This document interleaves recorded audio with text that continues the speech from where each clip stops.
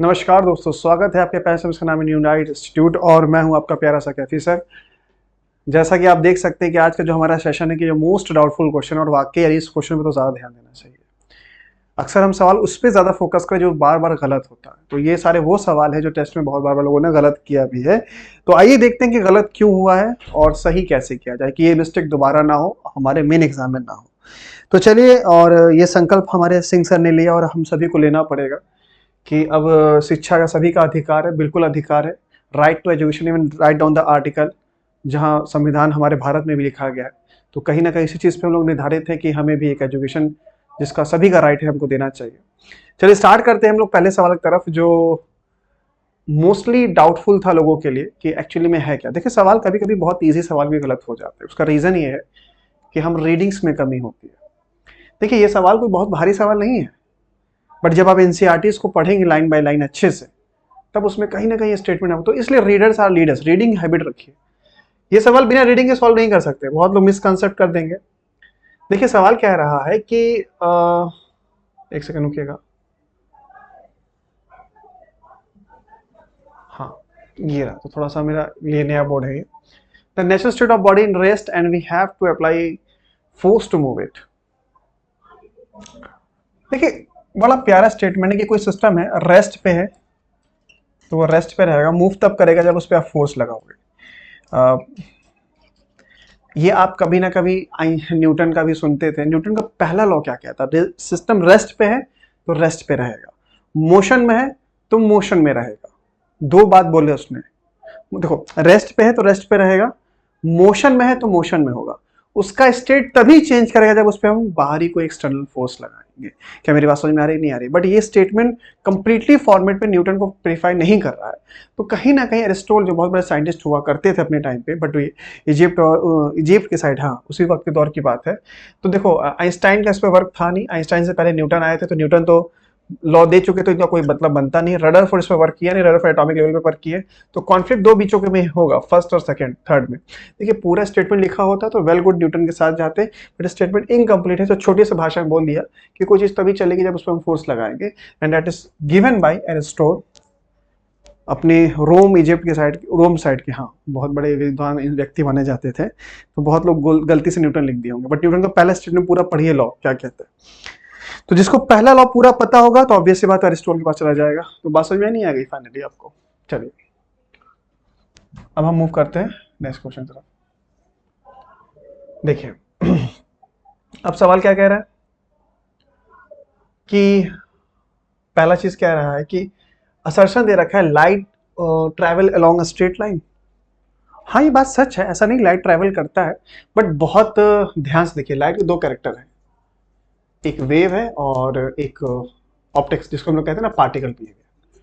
देखिए, अगर ऐसा होता कि चलो वो स्ट्रेट जाता, तो आप जैसे दो डिफरेंट मीडियम लीजिए, ये पानी ले लिया, ये हवा ले लिया।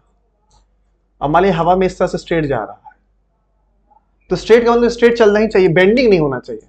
बट आप कहीं ना कहीं देखेंगे बेंड करेगा कुछ इस तरीके से, अपने पाथ से डेविएट होगा। पहले चीज तो लाइट ऐसा वेव नेचर, रे नेचर का भी है। तो वेव कैरेक्टर में अगर आप देखेंगे ध्यान से, तो माइक्रोस्कोप लेवल में स्ट्रेट लाइन दिखेगा, बट एक्चुअली में है नहीं। और दूसरी बात आप ये कह सकते हैं कि मीडियम चेंज करेगा तो स्ट्रेट पाथ अपना चेंज करेगा। तो पाथ स्ट्रेट नहीं, पाथ स्ट्रेट में हमेशा स्ट्रेट है ना, भले कोई भी कंडीशन हो, यहां से वहां जाओ, वहां से यहां जाओ, कोई फर्क नहीं पड़ता। तो कहीं ना कहीं असर्शन गलत है। बट हम जब ऑप्टिक्स पढ़ाते हैं तो उसमें लिखवाते हैं straight line for assuming geometric, solving geometry based question, geometric optics solve करने के लिए। कोई बात नहीं। Friction is self adjusting force. बहुत ध्यान से पढ़िए, फ्रिक्शन आपने पढ़ा होगा।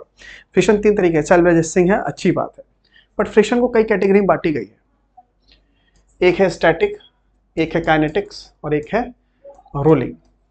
स्टैटिक फ्रिक्शन की वैल्यू सेल्फ एडजस्ट कर सकती है। ये कौन सा फ्रिक्शन? अगर वो स्टैटिक फ्रिक्शन बोलता तो ये स्टेटमेंट रीजन सॉरी सही होता, बट उसने फ्रिक्शन, तो फ्रिक्शन में सारे फ्रिक्शन आ गए जितने हमने फ्रिक्शन अब तक पढ़े होंगे।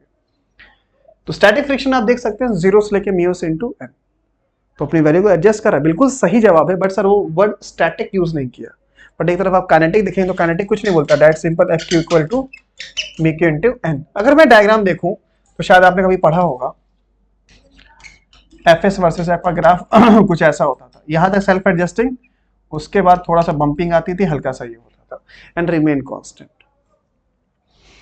तो फ्रिक्शन अपने आप को सेल्फ एडजस्ट कर सकता है, but for a static condition, but kinetics not correct. तो ये भी रीजन गलत है, दोनों गलत है, असर्शन भी गलत और रीजन भी गलत। क्या मेरी बात समझ में आई कि नहीं आई? चलिए अब आगे बात करते हैं।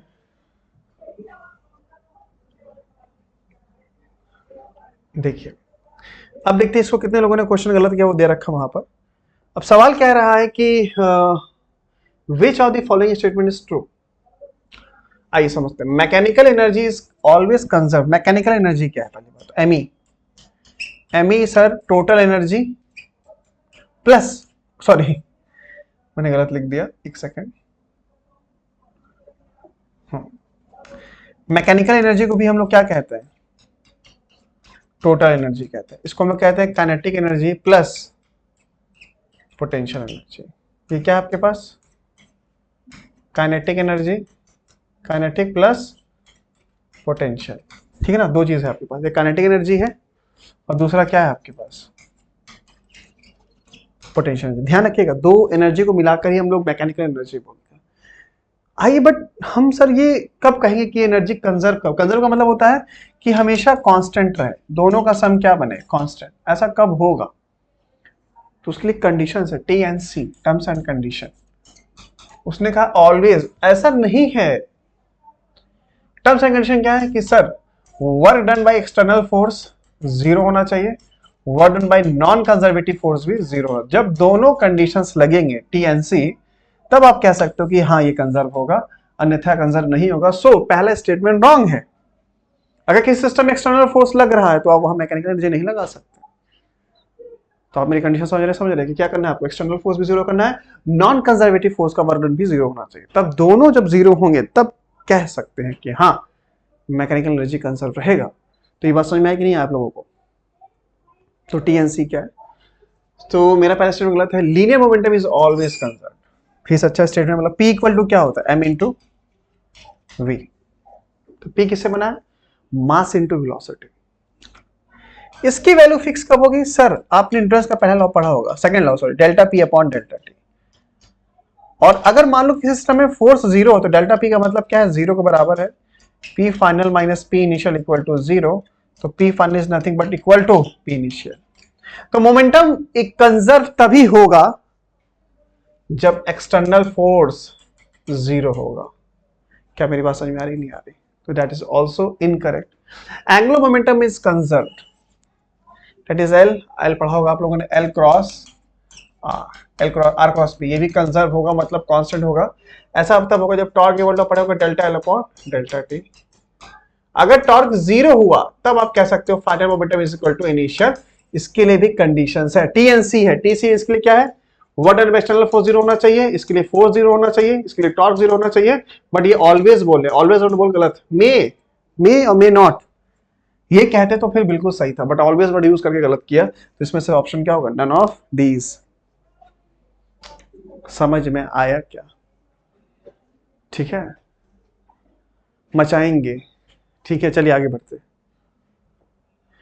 तो समझ में आ गया होगा फाइनली, इतना क्लियर हो नहीं? बहुत प्यारा सवाल था बच्चा, ठीक है, बहुत प्यारा सवाल था। आइए स्टार्ट करते ही रहा आपके सामने, ठीक है।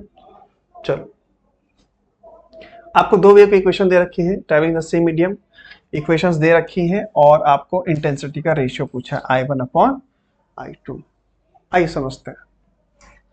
देखिए I1 directly proportional to amplitude के स्क्वायर पढ़ा है आप लोगों ने, बट एक अच्छी बात पता क्या है? यहाँ पर ओमेगा डिफरेंट है, ओमेगा टी।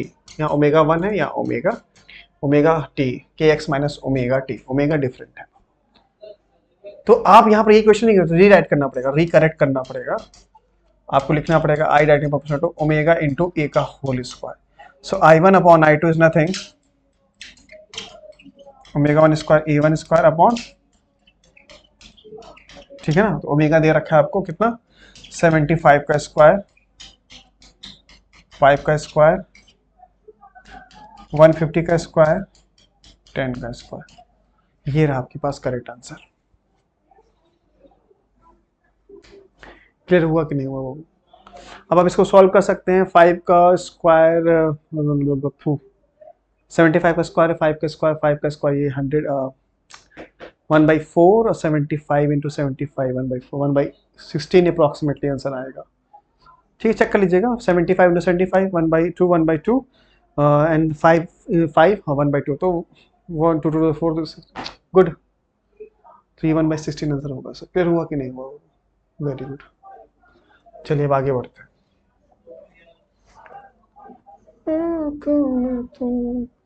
मेरी बातों में तुम। आइए, आपको बड़ा प्यारा सवाल दिया है। कह रहा है कि गामा की वैल्यू Cp अपॉन Cv दे रखा है और मोलिकुलर मास m है, और कह रहा है कि इसमें Cp क्या होगा इन टर्म्स ऑफ। बहुत प्यारा है यार, देखो Cp minus Cv equal to R होता है कि नहीं होता, ठीक है। और Cv इक्वल टू क्या लिखोगे, Cp अपॉन गामा। तो ये Cp लिखा माइनस Cp अपॉन गामा और ये R, तो Cp को कॉमन कर दिया मैंने, 1 minus gamma equal to R। तो Cp क्या लिखा, gamma into R upon gamma minus 1। Second is the correct answer. समझ में आया कि नहीं आया?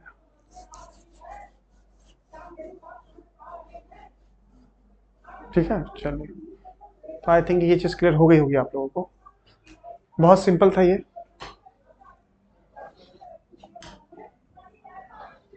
चलिए अब देखिए, बड़ा प्यारा सवाल। A plane source emit sound in a non-absorbing medium, 2 points P and Q. Okay, देखो प्लेन सोर्स की खास बात ये होती है कि हर पॉइंट पे इसकी इंटेंसिटी इंडिपेंडेंट ऑफ पोजीशन होती है। इंटेंसिटी क्या होती है, इंडिपेंडेंट ऑफ पोजीशन। तो भैया हम कह सकते हैं, चाहे वो तुम 3 जाओ, चाहे तुम 2 जाओ, चाहे 5 जाओ, डजेंट मैटर, आपका I क्या होगा, I1 अपॉन I2 कांस्टेंट होगा। और वो कितना होगा, 1 अपॉन 1 1:1। क्लियर हुआ कि नहीं हुआ? समझ में आया कि नहीं आया? बिल्कुल सर समझ में आ गया। बहुत सिंपल था, प्लेन वेव के बारे में बात हो। हाँ पॉइंट होता तो बात अलग हो जाती।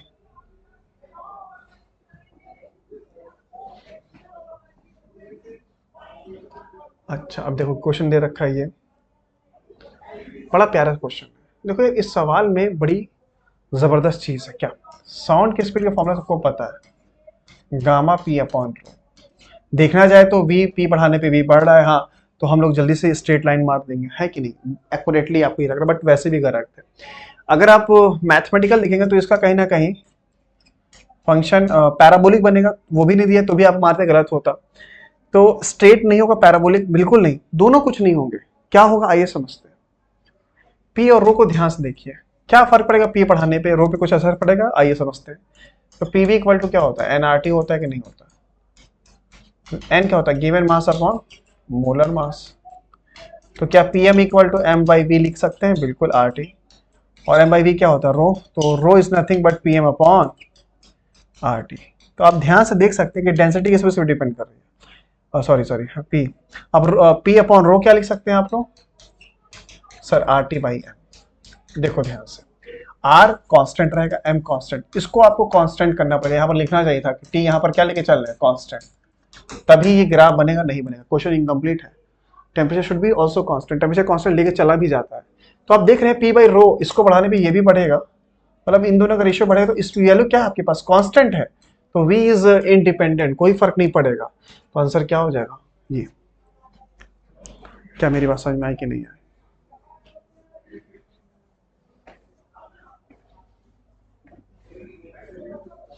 ठीक है ना, चलिए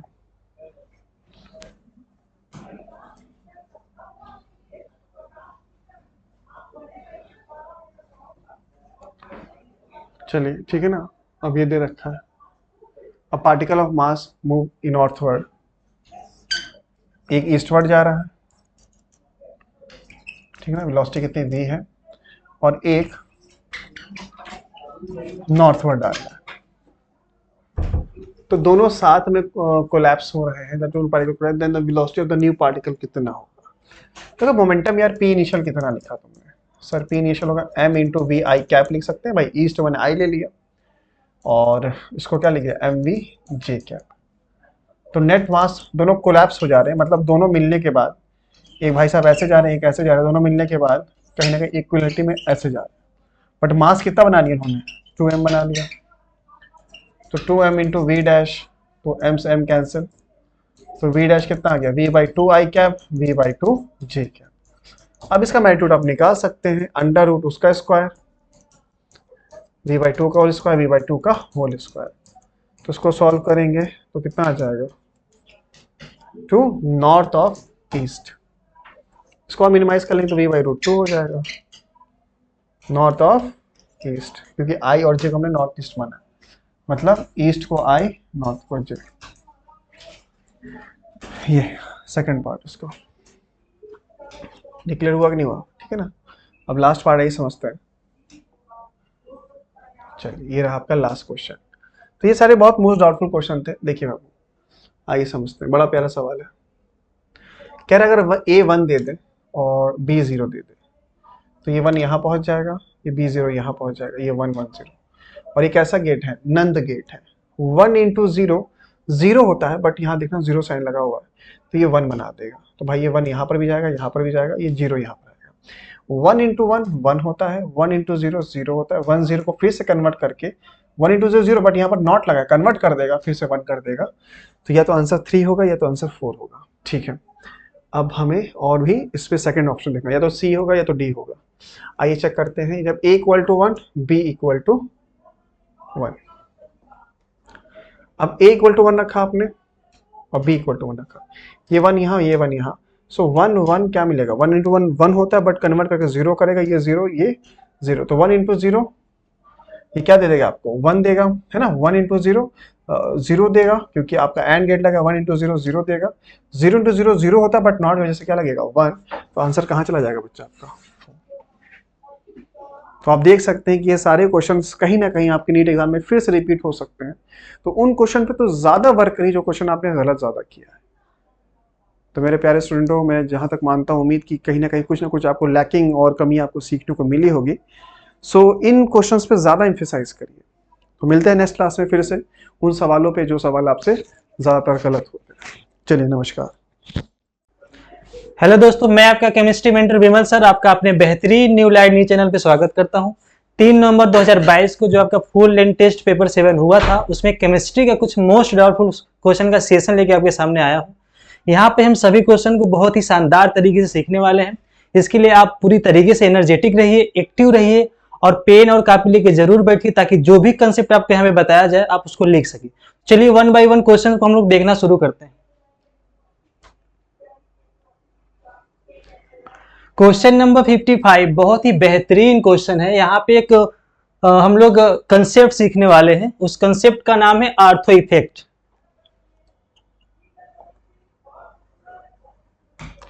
आर्थो इफेक्ट के जरिए हम इन दिए गए क्वेश्चन को सॉल्व करते हैं। क्या होता है आर्थो इफेक्ट, देख लेते हैं।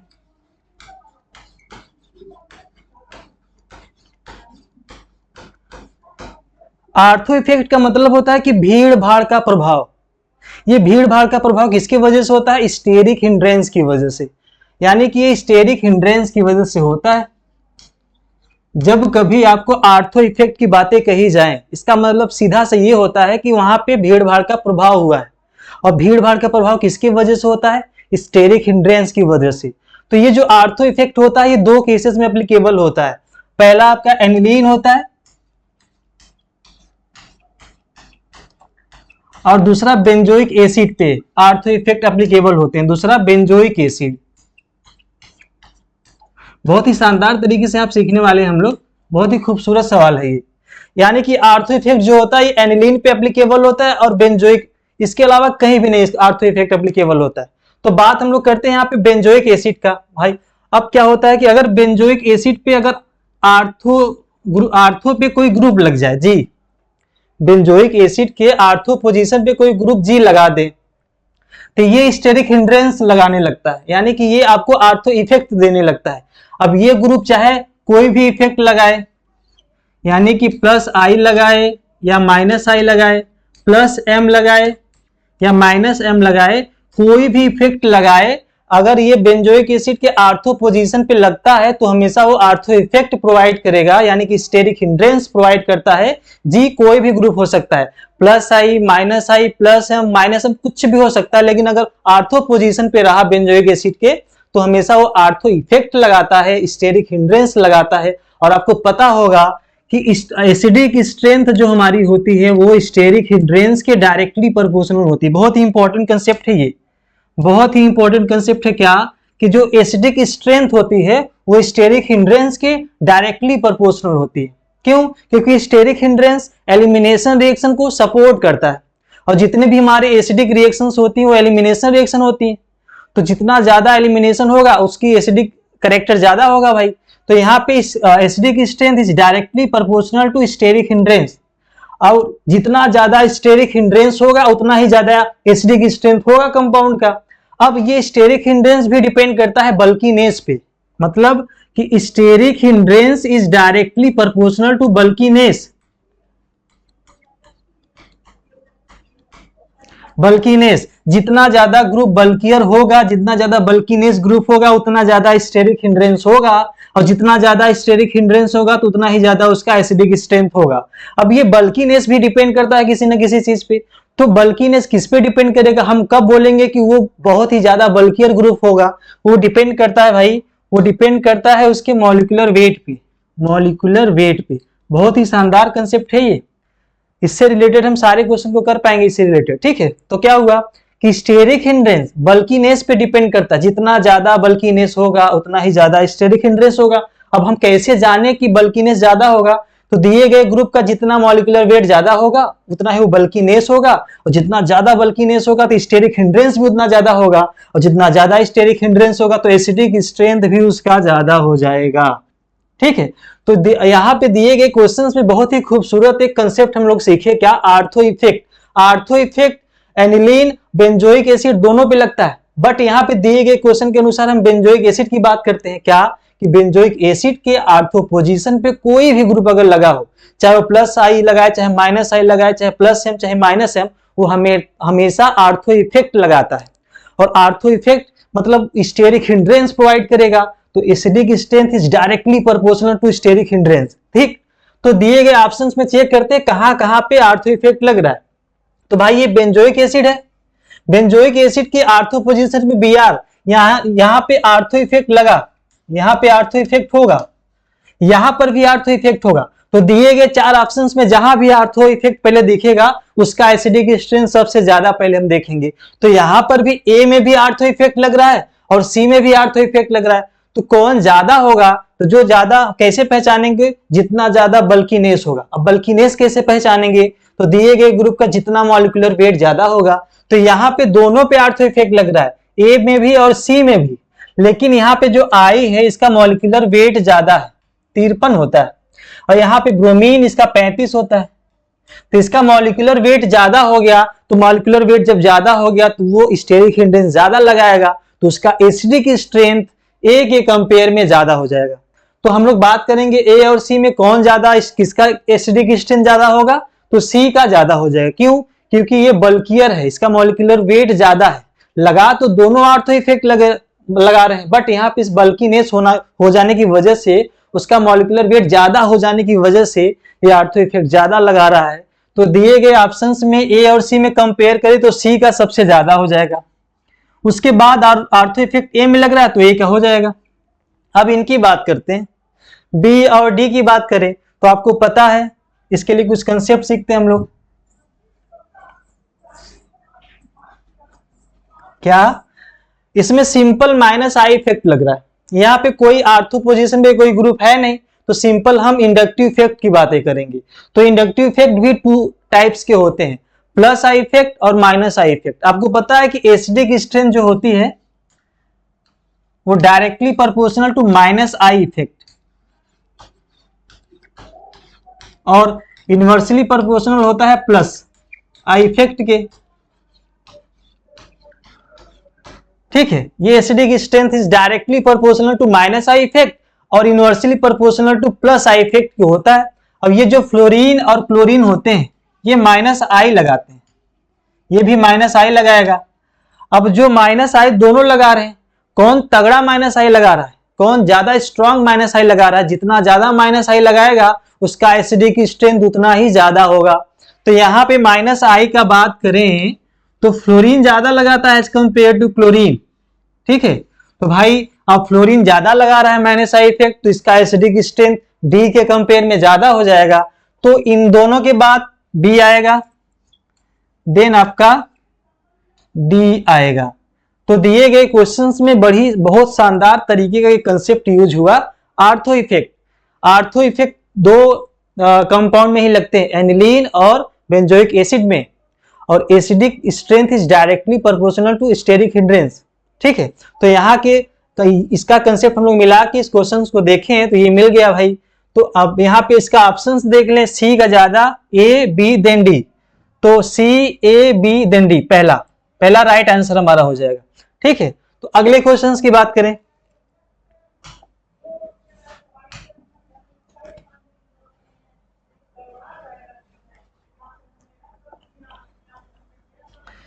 यहां पे आपसे IUPAC नेम पूछा जा रहा है। ठीक है, तो ये कंपाउंड आपको दिया गया है, इसमें आपको IUPAC नेम पूछा जा रहा है। तो दिए गए कंपाउंड में दो फंक्शनल ग्रुप मौजूद हैं, एक कार्बोक्सिलिक एसिड प्रेजेंट है उसमें और एक OH ग्रुप प्रेजेंट है जिसको अल्कोहल हम लोग बोलते हैं। अब on the basis of reactivity, कौन ज्यादा रिएक्टिविटी की बेसिस पे कौन ज्यादा रिएक्टिव होगा उसको हम प्रायोरिटी ऑर्डर में डिसाइड करते हैं। तो यहाँ पे जो कार्बोक्सिलिक एसिड होता है अल्कोहलिक ग्रुप से ज्यादा थोड़ा केमिकली मोर रिएक्टिव होता है, तो जो जितना ज्यादा रिएक्टिव होता है उसको हम हायर प्रायोरिटी ऑर्डर देते हैं। ठीक है, और जिसका प्रायोरिटी ऑर्डर ज्यादा होता है उसको as a functional group treat करते हैं, और जो प्रायोरिटी ऑर्डर में लो आ जाता है वो सब्स्टिट्यूएंट बन जाता है, उसका हम लोग यूज करते हैं प्रीफिक्स के फॉर्म में। एक कंसेप्ट यहाँ पे हम लोग जानेंगे कि जब कभी हम कंपाउंड में नंबरिंग की बातें करते हैं, नंबरिंग का, तो इसके अकॉर्डिंग करते हैं क्या। सबसे पहले कंपाउंड में मान लीजिए फंक्शनल ग्रुप भी प्रेजेंट है, डबल बॉन्ड भी प्रेजेंट है, ट्रिपल बॉन्ड भी प्रेजेंट है, साइड चेन भी है और उसमें कुछ सब्स्टिट्यूएंट है। तो कैसे हम नंबरिंग किसके अकॉर्डिंग करेंगे उसके लिए कंसेप्ट देखते हैं कि किसको प्रायोरिटी ज्यादा देते हैं नंबरिंग करते समय। ठीक है, तो फंक्शनल ग्रुप अगर प्रेजेंट होगा, फंक्शनल ग्रुप, तो सबसे ज्यादा प्रायोरिटी ऑर्डर फंक्शनल ग्रुप को देते हैं, नंबरिंग हम उसको देते हैं। ठीक, फिर उसके बाद डबल बॉन्ड को, देन ट्रिपल बॉन्ड को, उसके बाद साइड चेन प्लस अगर सब्स्टिट्यूएंट रहेंगे, सब्स्टिट्यूएंट, तो इनमें हम अल्फाबेटिकली देखते हैं, जो अल्फाबेटिकली मिलता है उसको नंबरिंग देते हैं। इनमें हम लोग अल्फाबेटिकली देखते हैं।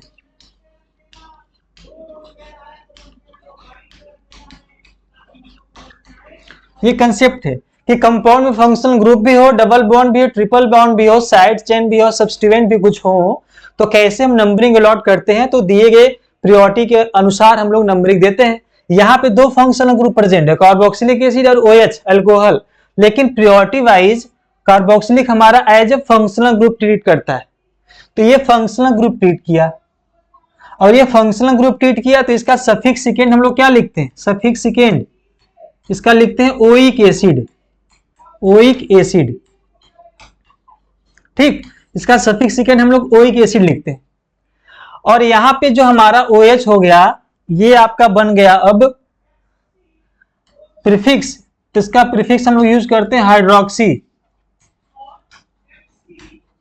अब ये हाइड्रोक्सी हो गया, यानी कि ये प्रीफिक्स हो गया, ये भी प्रीफिक्स, ये भी सब्स्टिट्यूएंट, ये भी सब्स्टिट्यूएंट हो गया हमारे दोनों।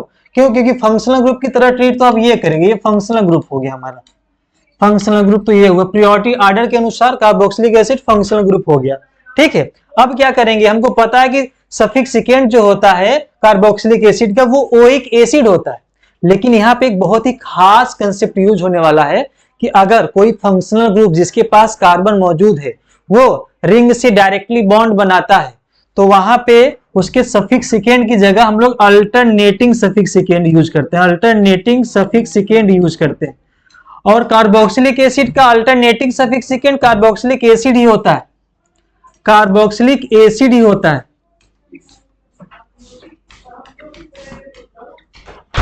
ठीक है, यहाँ पे क्या कंसेप्ट सीखे कि फंक्शनल ग्रुप का सफिक्स, यानी कंपाउंड जो हमारा कार्बोक्सिलिक एसिड है उसका सफिक्स सेकेंड ओइक एसिड होता है, तो यूज तो यही करना चाहिए था भाई। लेकिन यहाँ पे कंसेप्ट है कि कोई भी फंक्शनल ग्रुप हो उसके पास कार्बन मौजूद होना चाहिए। अगर वह रिंग से डायरेक्टली बॉन्ड बनाता है तो हम उसके सफिक्स सेकेंड के स्थान पे हम लोग उसका अल्टरनेटिंग सफिक्स सेकेंड यूज करते हैं, और कार्बोक्सिलिक एसिड का अल्टरनेटिंग सफिक्स सेकेंड जो होता है वो कार्बोक्सिलिक एसिड ही होता है। तो यहाँ पे सफिक्स सेकेंड के स्थान पे ओइक एसिड के स्थान पे अब हम लोग यूज करने वाले हैं कार्बोक्सिलिक एसिड। अब बात करते हैं कि नंबरिंग तो फंक्शनल ग्रुप है, तो नंबरिंग तो अब यहीं से हम लोग शुरू करने वाले हैं। नंबरिंग तो हम लोग यहीं से करेंगे, तो 1। अब बात करते हैं किधर जाएं।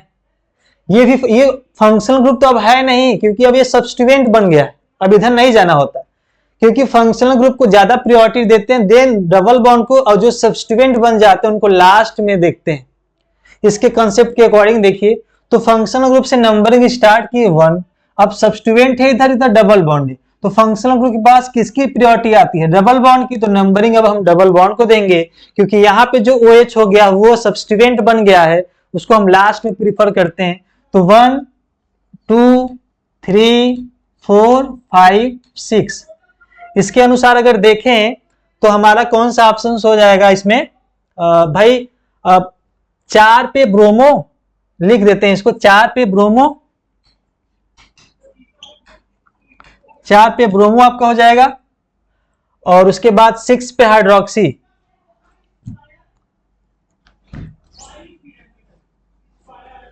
6 पे हाइड्रोक्सी हो जाएगा आपका।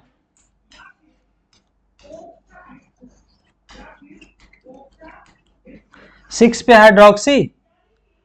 अब उसके बाद ये साइक्लोहेक्सिन हो गया, तो 2 पे लिख देंगे साइक्लोहेक्स, ठीक, साइक्लोहेक्स।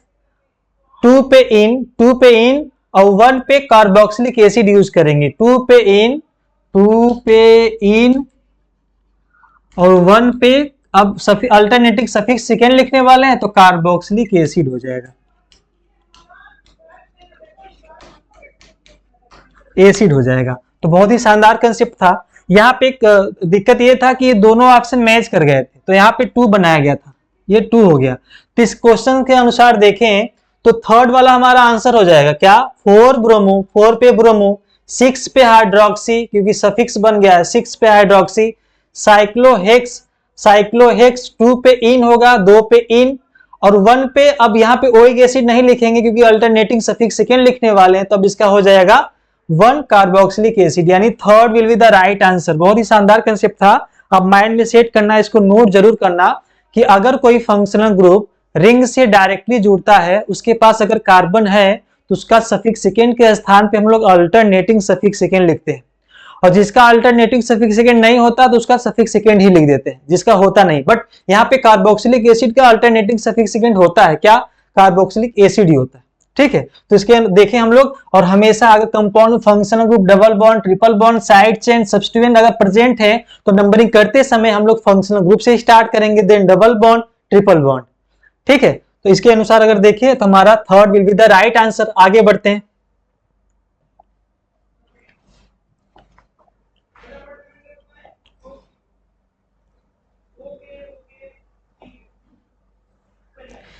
Which of the following compound cannot act as a Lewis base? Lewis base का कंसेप्ट आपको पता ही होगा कि जो lone pair of electron H+ को देने की टेंडेंसी रखता है वो लेविस बेस होता है। तो लेकिन हाँ, एटम के पास लोन पेयर होना चाहिए, क्योंकि लोन पेयर जो H+ को अपना देता है, डोनेट करता है, वही लेविस बेस होता है। उसके पास लोन पेयर होना चाहिए, अगर लोन पेयर होगा तो लेविस बेस होगा, अगर नहीं होगा तो नहीं होगा, ठीक है। यहाँ पे कह रहा है कि can not act as a Lewis base, इसमें से ऐसा कौन है जो लेविस बेस की तरह एक्ट नहीं करेगा, तो ये देखें यहाँ पे, तो नाइट्रोजन, नाइट्रोजन के पास तो लोन पेयर होता ही है, तो ये तो लेविस बेस हो गया, ये बेस हो गया। यहाँ पे PCl5 की बात करें तो फास्फोरस का जो वैलेंस इलेक्ट्रॉन होता है वो 5 होता है, और 5 बॉन्ड बना लिया,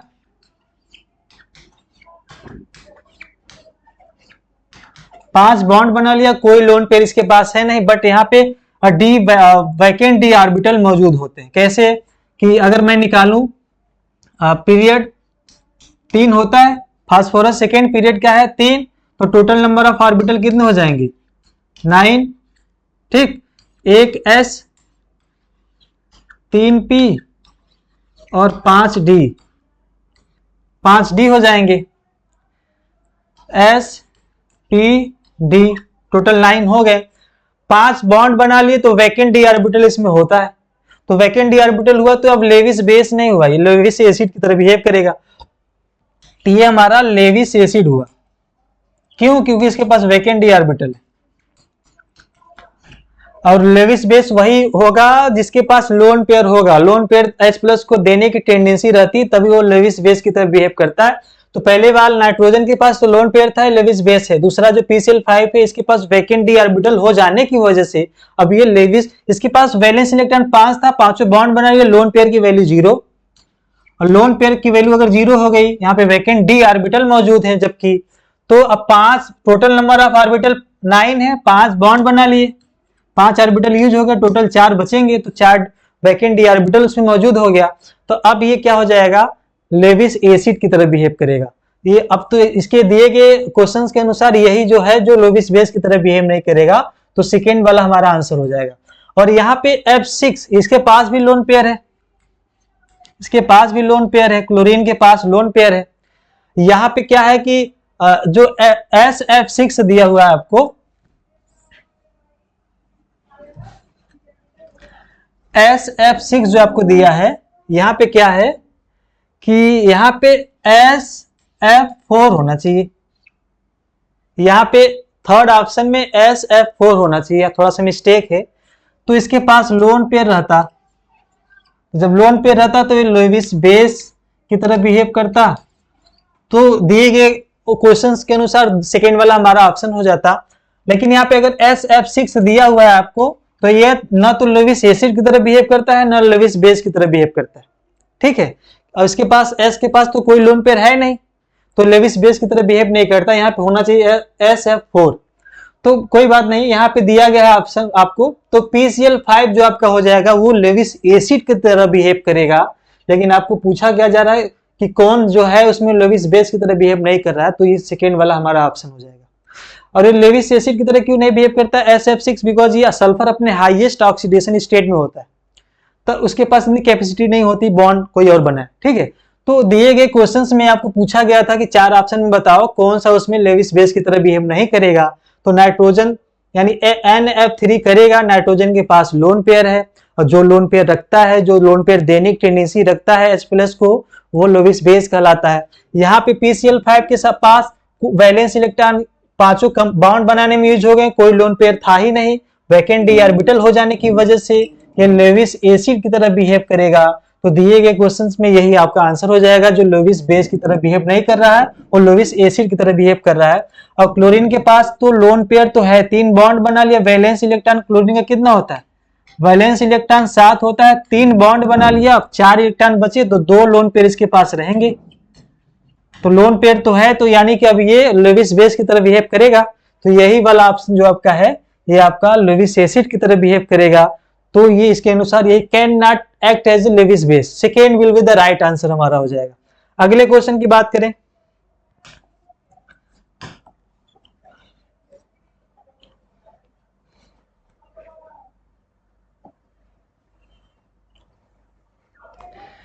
Which of the following group show both plus M and minus M effect. बहुत ही शानदार कॉन्सेप्ट है इसमें भाई। ऑप्शंस को देख के यानी ग्रुप को हम देख के कैसे पहचाने कि वो प्लस एम लगा रहा है कि माइनस एम लगा रहा है, इसके लिए हम कंसेप्ट सिखाने वाले हैं आपको कि कभी भी अगर ग्रुप के बारे में आपसे पूछा जाए कि बताओ वो प्लस एम लगा रहा है कि माइनस एम, तो इस दिए गए कंसेप्ट के अनुसार आप सारे ग्रुप को बता लोगे। तो चलिए शुरू करते हैं क्या कि जो एम इफेक्ट होता है, एम इफेक्ट यानी मेजोमेरिक इफेक्ट, इसको रेजोनेंस भी बोलते हैं, रेजोनेंस क्योंकि लगभग इसी के इक्वल होता है। तो जो एम इफेक्ट होता है 2 टाइप्स का होता है, प्लस एम। प्लस एम का मतलब क्या होता है, प्लस एम का मतलब होता है कि इलेक्ट्रॉन डेंसिटी जिस भी ग्रुप से लगे बढ़ा दे।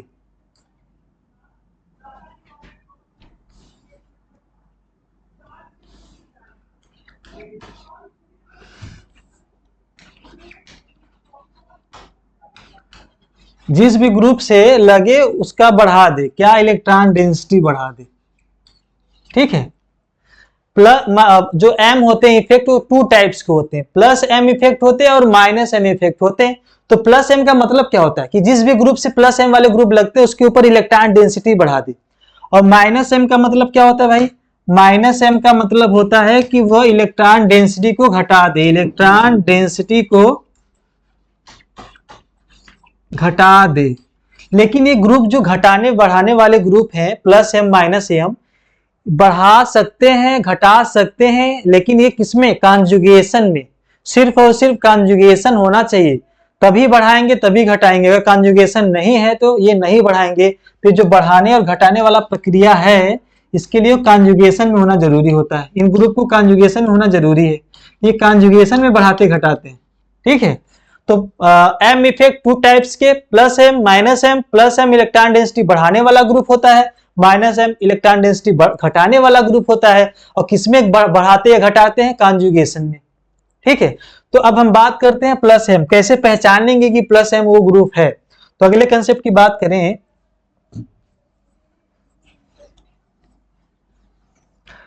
तो अब हेडिंग डालते हैं कि प्लस एम इफेक्ट कैसे जाने। भाई प्लस एम इफेक्ट के लिए पहला कंडीशन क्या है कि if lone pair are in conjugation,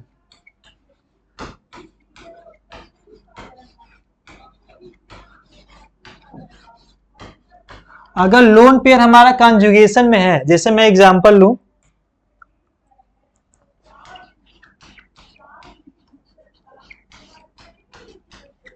जैसे मैं एग्जांपल ले रहा हूं क्या,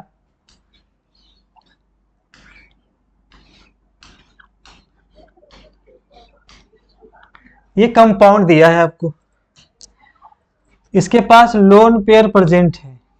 ठीक है, तो मैं कह रहा हूं प्लस एम पहचानने का कंसेप्ट सीख रहा हूं। तो अगर कोई भी लोन पेयर कॉन्जुगेशन में है तो हमेशा प्लस एम लगाता है। देखो ये जो लोन पेयर है ये कॉन्जुगेशन में डबल बॉन्ड के थ्रू, पाई बॉन्ड के थ्रू कॉन्जुगेशन में है, तो ये जो ग्रुप है ये प्लस एम लगाएगा।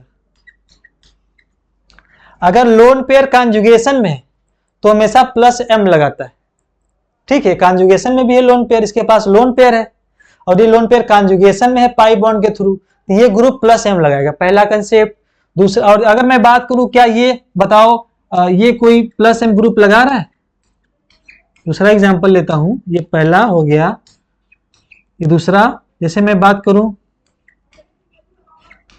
CH2OH, तो ये जो OH ग्रुप है क्या ये इसके ऊपर प्लस एम लगा, लोन पेयर तो है इसके पास, तो क्या ये प्लस एम लगा रहा है, बिल्कुल नहीं, क्योंकि ये लोन पेयर कॉन्जुगेशन में है नहीं, इनडायरेक्टली बॉन्ड बनाया है कार्बन से, पहले कार्बन से बीच में CH2 ग्रुप प्रेजेंट है, तो अब ये कॉन्जुगेशन में है नहीं, तो ये अब प्लस एम नहीं लगाएगा। तो प्लस एम लगाने के लिए, प्लस एम लगाने के लिए ये प्लस एम नहीं लगा रहा है, क्यों, क्योंकि लोन पेयर तो एटम के पास प्रेजेंट है, लेकिन यह लोन पेयर कॉन्जुगेशन में नहीं गया, ये इनडायरेक्टली है। देखो बीच में CH2 भी ग्रुप प्रेजेंट है, तो कॉन्जुगेशन में नहीं, यहाँ पे प्लस एम नहीं लगाएगा। लेकिन यहाँ पे लोन पेयर डायरेक्टली कॉन्जुगेशन में पार्टिसिपेट किया है, और वही लोन पेयर हम देखेंगे जो कॉन्जुगेशन में होगा तो प्लस एम लगाएगा, यहाँ पे प्लस एम का कोई भी कंसेप्ट नहीं होगा।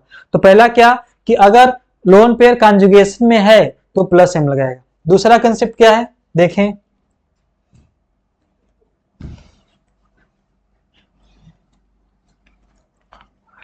इसमें दूसरा यूज करते हैं कि पाई इलेक्ट्रॉन जो भी हमारे होते हैं, electrons are in conjugation, are in conjugation, वो कॉन्जुगेशन में होनी चाहिए, पाई इलेक्ट्रॉन कॉन्जुगेशन में होने चाहिए। दूसरा वाला कंसेप्ट है कैसे प्लस एम को पहचानेंगे, ये प्लस एम की बातें कही जा रही है यहाँ पे, कैसे पहचानेंगे। तो जैसे मैं एग्जांपल लूं, इसके पास कार्बन के पास प्लस चार्ज आ गया, इसके पास वैकेंट ऑर्बिटल होगा। अब ये पाई इलेक्ट्रॉन जो है ये पाई बॉन्ड है, तो इसके पास पाई इलेक्ट्रॉन होंगे, तो पाई इलेक्ट्रॉन इस प्लस चार्ज की वजह से यानी वैकेंट ऑर्बिटल के थ्रू कॉन्जुगेशन में है। तो अगर pi electron are in conjugation, pi electron conjugation में हो तो हमेशा प्लस एम लगाते हैं, तो ये आपका इसको इलेक्ट्रॉन देगा, इसमें यानी कि ये वाला जो ग्रुप आपका होगा ये प्लस m लगाएगा। क्यों? क्योंकि पाई इलेक्ट्रॉन वैकेंट ऑर्बिटल को इलेक्ट्रॉन देने वाले ग्रुप है, और एक कॉन्जुगेशन में भी है वैकेंट ऑर्बिटल डबल बॉन्ड, तो ये हमेशा प्लस m लगाते हैं। ठीक है, तो अब ये प्लस m दो ही कंसेप्ट होते हैं, क्या लोन पेयर कॉन्जुगेशन में हो और पाई इलेक्ट्रॉन अगर कॉन्जुगेशन में हो तो हमेशा प्लस m लगाते हैं। अब माइनस आई इफेक्ट की बातें करें,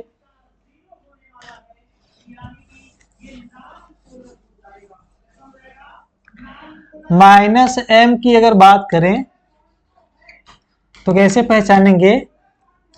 इसके लिए कंसेप्ट है कि vacant orbital are in conjugation, are in conjugation. जैसे मैं एग्जांपल लूं,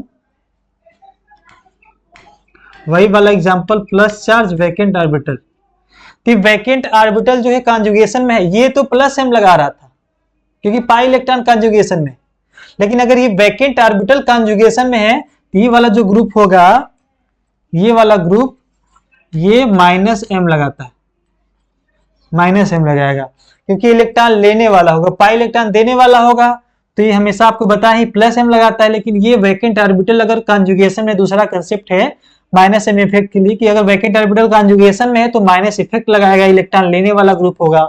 और ये दूसरे पहला था, और दूसरा कंसेप्ट क्या है? दूसरा कंसेप्ट ये है कि अगर, कंसेप्ट बहुत शानदार है, कि अगर कोई एटम अपने से ज्यादा इलेक्ट्रोनेगेटिविटी वाले एटम से, बहुत ही शानदार कंसेप्ट है कि अगर कोई एटम अपने से ज्यादा इलेक्ट्रोनेगेटिविटी वाले एटम के साथ पाई बॉन्ड बनाया, अगर कोई एटम अपने से ज्यादा इलेक्ट्रोनेगेटिविटी एटम के साथ पाई बॉन्ड बनाया हो तो हमेशा माइनस m इफेक्ट लगाता है। जैसे मैं बात करूं कि इलेक्ट्रोनेगेटिविटी ऑफ y का ज्यादा होता है इलेक्ट्रोनेगेटिविटी ऑफ x से, यहाँ पे कंडीशन दे दिया, वही जो बोला हूं वही कंसेप्ट बताओ यहाँ पे। तो ये जो x है इसका इलेक्ट्रोनेगेटिविटी कम है, तो अगर कोई एटम अपने से ज्यादा इलेक्ट्रोनेगेटिविटी वाले एटम के साथ पाई बॉन्ड बनाया हो तो हमेशा माइनस, वो है एटम हमेशा माइनस m इफेक्ट लगाता है। यही कंसेप्ट है क्या? यहाँ पे x की इलेक्ट्रोनेगेटिविटी कम, y की ज्यादा, तो हमने क्या कहा कि अगर कोई एटम जिसका इलेक्ट्रोनेगेटिविटी कम है वो अपने से ज्यादा इलेक्ट्रोनेगेटिविटी वाले एटम, यानी y की इलेक्ट्रोनेगेटिविटी ज्यादा है, अगर वो अपने से ज्यादा इलेक्ट्रोनेगेटिविटी वाले एलिमेंट के साथ है, एटम के साथ पाई बॉन्ड बनाए तो हमेशा वह ग्रुप माइनस m इफेक्ट लगाता है। इसका एग्जांपल दिखाते हैं।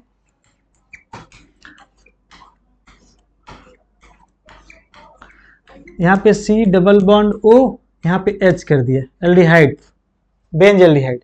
अब इस ग्रुप के बारे में बताना है कि प्लस m लगा रहा है कि माइनस, तो वही वाला कंसेप्ट देखो कि ये कार्बन है, इसके इलेक्ट्रोनेगेटिविटी कम होता है ऑक्सीजन से, तो अगर कोई एटम जिसकी इलेक्ट्रोनेगेटिविटी कम है, ऑक्सीजन से कम है इसका, तो अगर कोई एटम जिसका इलेक्ट्रोनेगेटिविटी कम है वह ज्यादा इलेक्ट्रोनेगेटिविटी वाले एटम के साथ पाई बॉन्ड बनाए तो हमेशा माइनस m इफेक्ट लगाता है। तो यहाँ पे क्या हो जाएगा, ये ग्रुप माइनस m लगाएगा। क्यों? कार्बन की इलेक्ट्रोनेगेटिविटी कम, ऑक्सीजन की ज्यादा, वह ऑक्सीजन से पाई बॉन्ड बनाया है तो हमेशा माइनस m इफेक्ट लगाएगा। तो ये दिए गए जो कंसेप्ट हमने आपको बताया, ये दिए गए कंसेप्ट के अनुसार हम सभी ग्रुप के बारे में बता लेंगे कि प्लस m लगाने वाला है कि माइनस m लगाने वाला। पहला क्या, प्लस m के लिए बहुत ही आसान है, क्या? लोन पेयर कॉन्जुगेशन में है तो प्लस m, पाई इलेक्ट्रॉन कॉन्जुगेशन में तो प्लस m। दूसरा कंडीशन माइनस m के लिए क्या करेंगे कि वैकेंट ऑर्बिटल अगर कॉन्जुगेशन में तो माइनस m इफेक्ट लगाएगा। दूसरा, अगर कोई एटम अपने से ज्यादा इलेक्ट्रोनेगेटिविटी वाले एटम के साथ पाई बॉन्ड बनाया हो तो माइनस m इफेक्ट लगाएगा। तो इन कंसेप्ट का यूज करके इन ग्रुप के बारे में देखते हैं, डिस्कशन करते हैं। देखो ये जो OH है, OH, ये जो बॉन्ड आपको दिखाया गया, बताया गया कि कॉन्जुगेशन में होंगे किसी बेंजीन के थ्रू ही। यहाँ पे बेंजीन रिंग बना लो आप, तो कॉन्जुगेशन में ही बॉन्ड दिखाया गया। तो ये लोन पेयर है, वो कॉन्जुगेशन में, इसके पास लोन पेयर, वो कॉन्जुगेशन में जाएगा। तो जो लोन पेयर, जिसके पास लोन पेयर हो और वो कॉन्जुगेशन में जाए तो वो हमेशा प्लस m लगाएगा, यानी इसके पास लोन पेयर तो प्लस m लगाएगा। ठीक है, यहाँ पे अगर यहाँ पे बेंजीन रिंग ही बना लो आप, जो बॉन्ड दिखाया गया यहाँ पे बेंजीन रिंग ही होगा एक तरीके से, कि कॉन्जुगेशन होना चाहिए।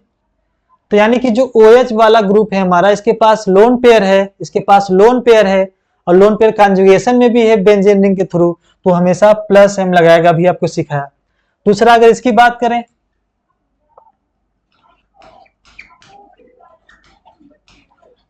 यहां पर भी बेंजीन रिंग होगा, तो देखो अब ये बेंजीन रिंग देखते हैं, इसको बना ही लेते हैं। देखो ध्यान से इस ग्रुप के बारे में देखते हैं कि अब ये ग्रुप क्या लगा रहा है। तो ये कार्बन एटम है, इसकी इलेक्ट्रोनेगेटिविटी ऑक्सीजन से कम है, और ये ऑक्सीजन से पाई बॉन्ड बना है, जिसकी इलेक्ट्रोनेगेटिविटी कम होती है, अगर वो हायर इलेक्ट्रोनेगेटिविटी वाले एलिमेंट के साथ पाई बॉन्ड बनाते वो हमेशा -M लगाते। तो कार्बन की इलेक्ट्रोनेगेटिविटी कम, ऑक्सीजन की इलेक्ट्रोनेगेटिविटी ज्यादा, कार्बन ऑक्सीजन से पाई बॉन्ड बना लिया, तो ये ग्रुप जो होगा आपका वो -M इफेक्ट लगाएगा, -M इफेक्ट लगाएगा। और अगर मैं तीसरे वाले की बात करूं, इसका स्ट्रक्चर ड्रा करूं ऐसे, तो ध्यान से देखना, अगर बेंजीन रिंग यहां पर भी ले लेते हैं समझाने के लिए, वो मानी गया है कि कॉन्जुगेशन में है, इसलिए बॉन्ड आपको दिखाया गया है कि वो कॉन्जुगेशन में है, यहाँ बेंजीन रिंग आपको समझाने के लिए लिया हूं, ठीक है। तो ये बॉन्ड, इसके पास लोन पेयर है। अगर आपको ऐसा भी ग्रुप दिया है तो ये आप जान लेना कि ये सब कॉन्जुगेशन में है, आपको समझाने के लिए हमने बेंजीन रिंग का सहारा लिया है कि आपको समझ में ज्यादा है। इसके पास लोन पेयर है, और ये लोन पेयर बेंजीन के साथ मान लो कॉन्जुगेशन में ही गया हो, तो कॉन्जुगेशन लोन पेयर भी मौजूद है, कॉन्जुगेशन में भी गया है, इसका मतलब ये क्या लगाएगा, +M लगाने वाला है। अब ध्यान सुनना, दूसरा कंसेप्ट इसी में आ जाओ कि नाइट्रोजन है या ऑक्सीजन है, नाइट्रोजन का इलेक्ट्रोनेगेटिविटी कम, ऑक्सीजन का ज्यादा। इलेक्ट्रोनेगेटिविटी अब नाइट्रोजन का कम होता है इलेक्ट्रोनेगेटिविटी अब ऑक्सीजन से। वही कंसेप्ट मिलाओ क्या, कि अगर कोई एटम अपने से ज्यादा इलेक्ट्रोनेगेटिविटी वाले एटम के साथ पाई बॉन्ड बनाया हो तो हमेशा -M लगाता है। तो लोन पेयर कॉन्जुगेशन में जाने की वजह से +M लगा रहा है। अब ये अपने से ज्यादा इलेक्ट्रोनेगेटिविटी वाले एलिमेंट के साथ पाई बॉन्ड बनाया है, तो ये -M भी लगाता है। तो ये ग्रुप एक ऐसा ग्रुप है ये जो +M भी लगा रहा है due to the presence of lone pair, और लोन पेयर उसका कॉन्जुगेशन में गया है। अब यही ग्रुप -M भी लगा रहा है, क्यों, क्योंकि उसका जो नाइट्रोजन है वो अपने से ज्यादा इलेक्ट्रोनेगेटिविटी वाले एलिमेंट के साथ, एटम के साथ पाई बॉन्ड बना लिया, तो ये +M भी लगाएगा, -M भी लगाएगा। आपसे पूछा जा रहा था विच of the following group show both +M भी लगाए और माइनस, ऐसा कौन सा ग्रुप है बताओ। तो यही वाला एक ऐसा ग्रुप था जो कि +M भी लगा रहा है और माइनस भी लगा रहा है, ठीक है। अगर मैं चौथे की बात करूं तो ये नो इफेक्ट, कोई इफेक्ट ही नहीं लगाएगा। जैसे बात करूं चौथे की, तो कोई भी इफेक्ट नहीं लगा रहा है, क्यों, देख लेते हैं भाई। कॉन्जुगेशन में होना चाहिए, लोन पेयर हो या वैकेंट ऑर्बिटल हो, कुछ भी पाई इलेक्ट्रॉन हो तभी हम बात करेंगे, और वह lone pair, vacant orbital, pi electron जो भी हो वो कॉन्जुगेशन में होना चाहिए। तो यहां पे अगर चौथे की बात करूं मैं, तो एक्चुअल में जब नाइट्रोजन न्यूट्रल स्पीसीज रहता है तो उसका वैलेंस इलेक्ट्रॉन टोटल 5 होते हैं, बट यहाँ पे एक चार्ज आ गया, तो अब वैलेंस इलेक्ट्रॉन कितने हो गए, प्लस का मतलब एक इलेक्ट्रॉन गायब। प्लस और माइनस चार्ज का आ जाना किसी भी एटम के ऊपर सिर्फ और सिर्फ यह बताता है कि उसके ऊपर इलेक्ट्रॉन या तो बढ़े होंगे या तो घटे होंगे। प्लस चार्ज अगर आता है उसके ऊपर तो इलेक्ट्रॉन घटे होंगे, एक प्लस चार्ज आएगा तो एक इलेक्ट्रॉन घटेगा, एक माइनस चार्ज आता है किसी भी एटम के ऊपर तो एक इलेक्ट्रॉन बढ़ता है। तो प्लस और माइनस चार्ज का कोई भी इंपॉर्टेंस नहीं होता, बस इतना होता है इलेक्ट्रॉन या तो बढ़े होंगे या तो घटे होंगे। तो न्यूट्रल, जब नाइट्रोजन न्यूट्रल रहता है, कोई भी चार्ज नहीं रहता, तो उसका वैलेंस इलेक्ट्रॉन 5 होता है।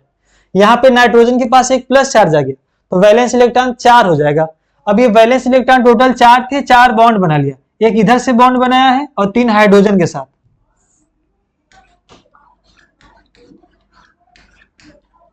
ठीक है, 4 वैलेंस इलेक्ट्रॉन थे due to the plus charge, 5 होते हैं, 4 हो गए।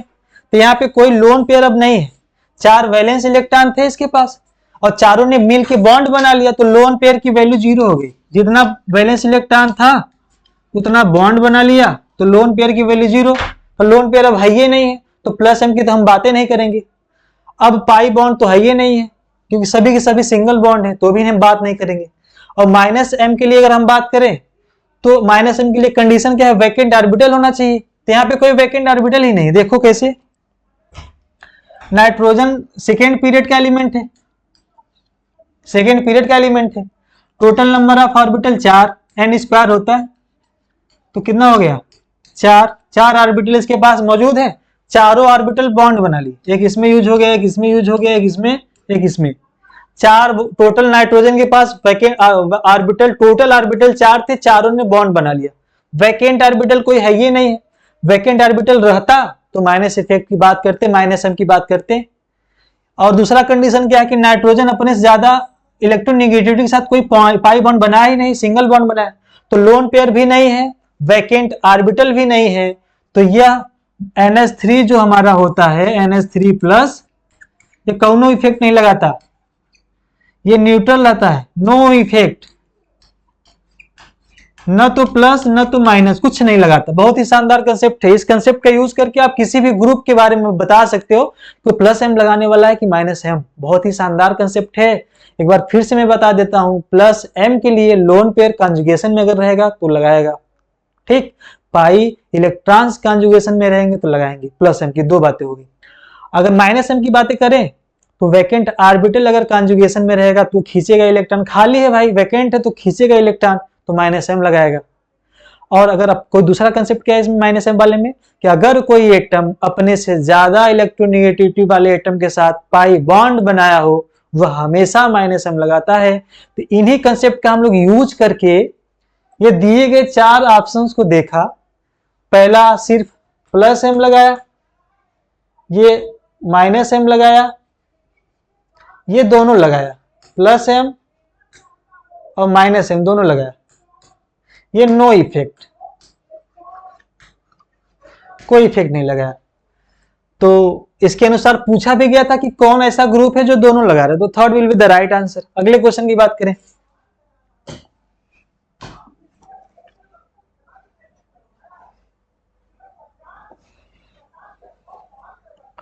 देखो ये आपको रिएक्शन दिए गए हैं कुछ, और आपको आइडेंटिफाई करना है कि बी जो हमारा है वो क्या होगा, ठीक है। ये जो कंसेप्ट आपको दिया गया है, ये coupling of alkyne, coupling of alkyne की बातें कही जा रही है।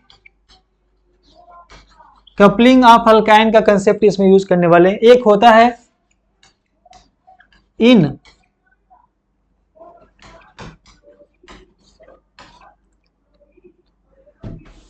या कंसेप्ट, इसमें अगर मैं बात बताऊं आपको, जैसे कि जो कंसेप्ट में लोग यूज करने वाले हैं उस कंसेप्ट का नाम है ग्लेसन कपलिंग रिएक्शन। ये क्या होता है, इसमें रिएजेंट हम लोग जो यूज करते हैं वो होता है Cu2 Cl2 और NH4 Cl।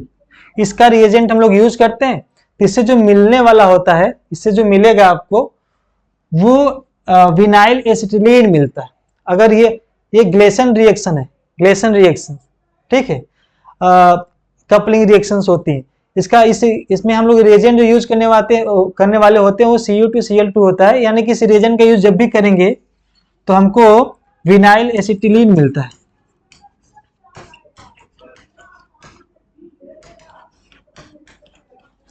तो यही देखो कंसेप्ट यहाँ पे है, अल्काइन है, ठीक, इसका रिएजेंट हम लोग यूज किए ये, तो बी क्या बनेगा, बहुत ही शानदार है, यही बन जाएगा आपका विनाइल एसिटिलीन बन जाएगा, ठीक है। तो कैसे करेंगे, तो ये एक तरीके से जो कंसेप्ट हम लोग यूज करने वाले हैं इसमें, ये ग्लेसर रिएक्शन होता है, ग्लेसर कपलिंग रिएक्शंस होती हैं। कि कंसेप्ट ऑफ अल्काइन यानी कपलिंग ऑफ अल्काइन का रिएक्शन हम लोग ग्लेसर रिएक्शन के तहत पढ़ते हैं। तो होता क्या है कि जब हम अल्काइन, मान लो ये अल्काइन है, और अगर इसका रिएक्शन हम लोग अगर Cu2 Cl2 के साथ करवाते हैं ना, और NH4 Cl के साथ करवाएं, तो जो हमारा मिलने वाला कंपाउंड होता है वो मिलता है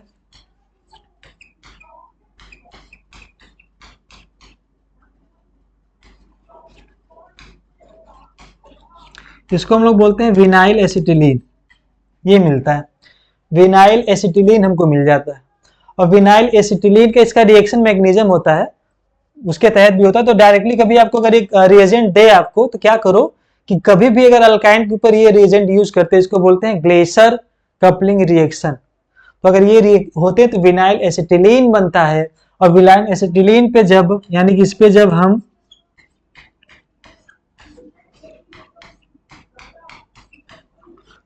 HCl का रिएक्शन करवाते हैं, HCl का, तो एक्चुअल में इस कंपाउंड में डबल बॉन्ड भी प्रेजेंट है और ट्रिपल बॉन्ड भी प्रेजेंट है। तो रिएक्टिविटी जो होती है ना, वो रिएक्टिविटी की, यानी कौन ज्यादा रिएक्टिव होगा, तो रिएक्टिविटी तो डबल बॉन्ड का ज्यादा होता है ट्रिपल बॉन्ड के कंपेयर में। यानी कि इसको यहाँ पे अटैक करना चाहिए था, डबल बॉन्ड पे HCl को, लेकिन यहाँ पे क्या होता है कि प्रोडक्ट की स्टेबिलिटी पे डिपेंड करता है। अगर ये यहाँ पे करेगा तो उसको उतना ज्यादा स्टेबिलिटी नहीं मिल पाती, लेकिन अगर वो यहाँ पे अगर अटैक करता है अकॉर्डिंग टू मार्कोनी-काप्स रूल के अकॉर्डिंग, तो कॉन्जुगेटेड डाई इन मिल जाता है। तो जहां भी कॉन्जुगेशन आ जाती है, कॉन्जुगेटेड डाई इन मिलेगा, वहां पे कॉन्जुगेशन आ गया, तो कॉन्जुगेशन से हमेशा स्टेबिलिटी बढ़ जाती है। तो रिएक्टिविटी भाई तो डबल बॉन्ड का और ट्रिपल बॉन्ड से ज्यादा होता है, ठीक है। तो हम HCl को यहाँ अटैक करना चाहिए था, बट यहाँ पे क्या होता है, प्रोडक्ट की स्टेबिलिटी को माइंड में रखते हुए रिएक्शंस होती हैं, क्योंकि अगर ट्रिपल बॉन्ड पे करवाएंगे तो जो प्रोडक्ट हमको मिलने वाला होता है वो कॉन्जुगेटेड डाई इन मिलेगा, लेकिन अगर मैं यहाँ पे करवा दूंगा रिएक्शन तो स्टेबिलिटी उतना प्रोडक्ट की नहीं होती। तो अगर मैं यहाँ पे रिएक्शन करवाऊं यहाँ पे, अकॉर्डिंग टू मार्कोनी-काप्स के अकॉर्डिंग रूल हमको ऐड करना है। मार्कोनी-काप्स रूल क्या होता है कि नेगेटिव वाला पार्ट वहां जाके ऐड होगा जहां पे हाइड्रोजन की, उस अल्काइन के पास, उस अल्काइन कार्बन के पास जाएगा जहां पे हाइड्रोजन की संख्या कम होती है, ठीक है। वैसे भी एक रूल है ये, लेकिन अगर रिएक्शन मैकेनिज्म के तहत होती तो कभी कभी ये रूल फेल भी हो जाते, लेकिन ज्यादातर केस में हम लोग अब इसका अप्लीकेबल कर लेते हैं, इसका अप्लाई कर लेते हैं। तो मार्कोनी-काप्स के अकॉर्डिंग इसको ऐड कर लीजिए कि नेगेटिव पार्ट इसमें H+ और Cl- प्रेजेंट है, तो Cl वाला वहां जाके अटैक करेगा उस अल्काइन कार्बन के पास जहां पे हाइड्रोजन की संख्या कम होगी, तो इसको यहाँ ऐड कर दीजिए। तो क्या बन जाएगा, CH2C, ये तो एज इट इज रहेगा ऐसे ही, और ये डबल बॉन्ड CH, यहाँ पे Cl आ जाएगा क्योंकि हाइड्रोजन की संख्या यहीं पे कम था, और यहाँ पे एक H आ जाएगा तो CH2 हो जाएगा। तो ये जो प्रोडक्ट हमारा मिला ये conjugated diene, double bond single double bond आ गए, अल्टरनेट पोजीशन पे डबल बॉन्ड आए तो हमेशा कॉन्जुगेटेड डाई इन कहलाते हैं। और कॉन्जुगेशन में अगर कंपाउंड गया तो उसकी स्टेबिलिटी बहुत ज्यादा होती है, ठीक है। इसीलिए ये HCl यहाँ अटैक नहीं किया, क्योंकि इसकी रिएक्टिविटी तो बहुत ज्यादा होती है, बहुत ज्यादा होती है, बट यहाँ पे अटैक ना करके यहाँ पे किया क्योंकि प्रोडक्ट स्टेबल मिलने वाला था, क्योंकि कॉन्जुगेटेड डाई इन मिलने वाला था, तो इसी को हम लोग नियोप्रीन बोलते हैं। तो हुआ क्या कि इस अल्काइन का रिएक्शन हमने इसके साथ किया, इसको बोलते हैं glacier reaction, glacier coupling reaction. तो हमारा ये विनाइल एसिटिलीन मिलता है, उसका फर्दर हम लोग जब रिएक्शन किए HCl के साथ तो हमारा जो मिला वो आइसोप्रीन मिला, इसको आइसोप्रीन बोलते हैं, इसको बोल दो आइसोलेटेड डाई इन, इसको बोल दो कॉन्जुगेटेड डाई इन बोल दो आप, कॉन्जुगेटेड डाई इन। ये बहुत ही ज्यादा स्टेबल होता है। अगर मैं यहां करवाता तो कोई भी सिंगल बॉन्ड में कन्वर्ट हो जाता, ट्रिपल बॉन्ड ही रहता, तो प्रोडक्ट उतना ज्यादा स्टेबल था ही नहीं, क्योंकि कॉन्जुगेशन में था ही नहीं। तो बहुत ही अच्छा क्वेश्चन था। ये कंसेप्ट इसमें यूज होता है कपलिंग रिएक्शन, इसमें दो रिएक्शंस होती है, इन लिंक्टन रिएक्शंस होती हैं, जो भी लिखने वाला था उसकी रिक्वायरमेंट नहीं थी इसलिए नहीं लिखा यहाँ पे, और दूसरा होता है ग्लेशियर रिएक्शंस। तो ग्लेशियर रिएक्शंस और इंग लिंक्टन रिएक्शन जो होती हैं ये दोनों कपलिंग ऑफ अल्काइन के जरिए होते हैं, दोनों का मैकेनिज्म सेम होता है, लेकिन दोनों की जो प्रोडक्ट बनते हैं वो अलग अलग बनते हैं। उसमें जो रिएजेंट यूज करने वाले थे इंग लिंक्टन वाले में वो Cu-X2 यूज करने वाले थे, यहाँ पे Cu2Cl2 यूज कर लिए, वहां पे बेस के परचेस में करते हैं, यहाँ पे NH4Cl की परचेस में करते हैं, ठीक है। तो इसके अकॉर्डिंग अगर देखें तो बी वाला हमारा क्या बनेगा, बी वाला हमारा बनेगा विनाइल एसिटिलीन, और ये सी वाला जो तो बता ही दिया आपको कि ये कॉन्जुगेटेड डाइन यानी कि आइसोप्रीन बनने वाला है, ये बनेगा ये। अब इसका अगर पॉलीमराइज्ड करेंगे तो आपका पॉलीमर बन जाएगा, ठीक है। इसको पॉलीमर करेंगे तो उसके बाद मिल जाएगा। अगले क्वेश्चन की बात करें, ठीक है।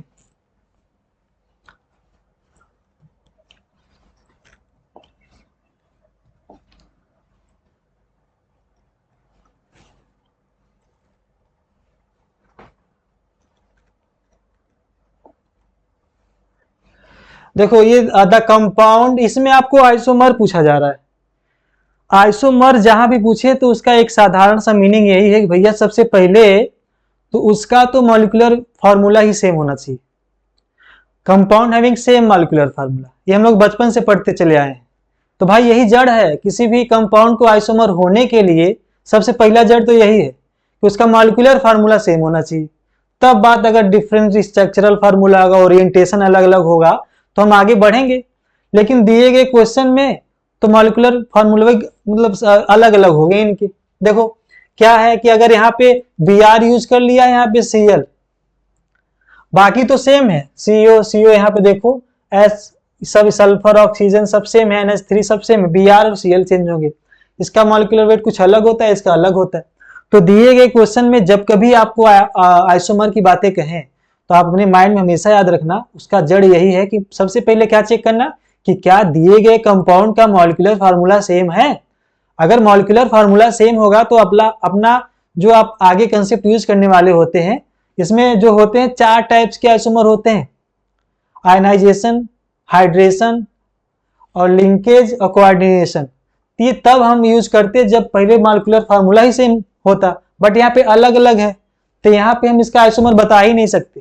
ठीक है, इसके अनुसार अगर देखें तो ना तो ये लिंकेज आइसोमर होगा, ना तो आयनाइजेशन, ना तो कोऑर्डिनेशन, कुछ भी नहीं होगा क्योंकि इसका मॉलिक्यूलर फार्मूला ही अलग अलग है। तो हमारा चौथा वाला आंसर हो जाएगा। अगले क्वेश्चन की बात करें,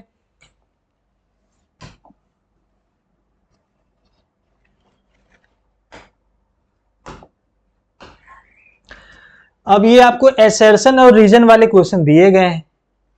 ठीक है, एसर्शन क्या कह रहा है कि LiCl प्रीडोमिनेंटली अ कोवेलेंट कंपाउंड। तो जितने भी आयनिक कंपाउंड होते हैं वो पूरी तरीके से कभी आयनिक हो ही नहीं सकते, उसमें कुछ ना कुछ कोवेलेंट कैरेक्टर आ जाता है। ठीक है, अब कोवेलेंट कैरेक्टर आयनिक कंपाउंड में कितना आएगा यह डिपेंड करता है कि केटायन की पोलराइजिंग पावर कितनी है और एनायन का पोलराइजेबिलिटी कितना है, इसके ऊपर डिपेंड करता है। दुनिया में अगर मैं बात करूं तो जितने भी आयनिक कंपाउंड होते हैं वो पूरी तरीके से आयनिक कंपाउंड होते ही नहीं है, उसमें कुछ ना कुछ कोवेलेंट कैरेक्टर आ ही जाते हैं। अब वह कोवेलेंट कैरेक्टर कितना होगा वो डिपेंड करता है कि केटायन का पोलराइजिंग पावर कितना है और एनायन का पोलराइजेबिलिटी कितना है, इस पे डिपेंड करता है। तो किसी भी आयनिक कंपाउंड में कितना कोवेलेंट कैरेक्टर होगा इसको बताने के लिए, इसको डिटरमाइन करने के लिए फजान साहब ने फजान रूल दिया।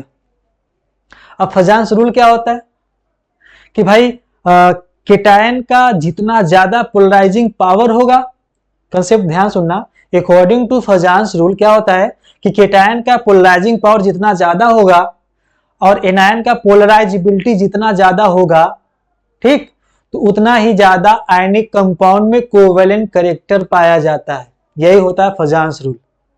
अब ये पोलराइजिंग वाले जो सिस्टम होते हैं वो 3 बातों पे डिपेंड करते हैं। क्या? पहला क्या है, पहला ये है भैया कि जो केटायन है उसकी साइज पे, कि smaller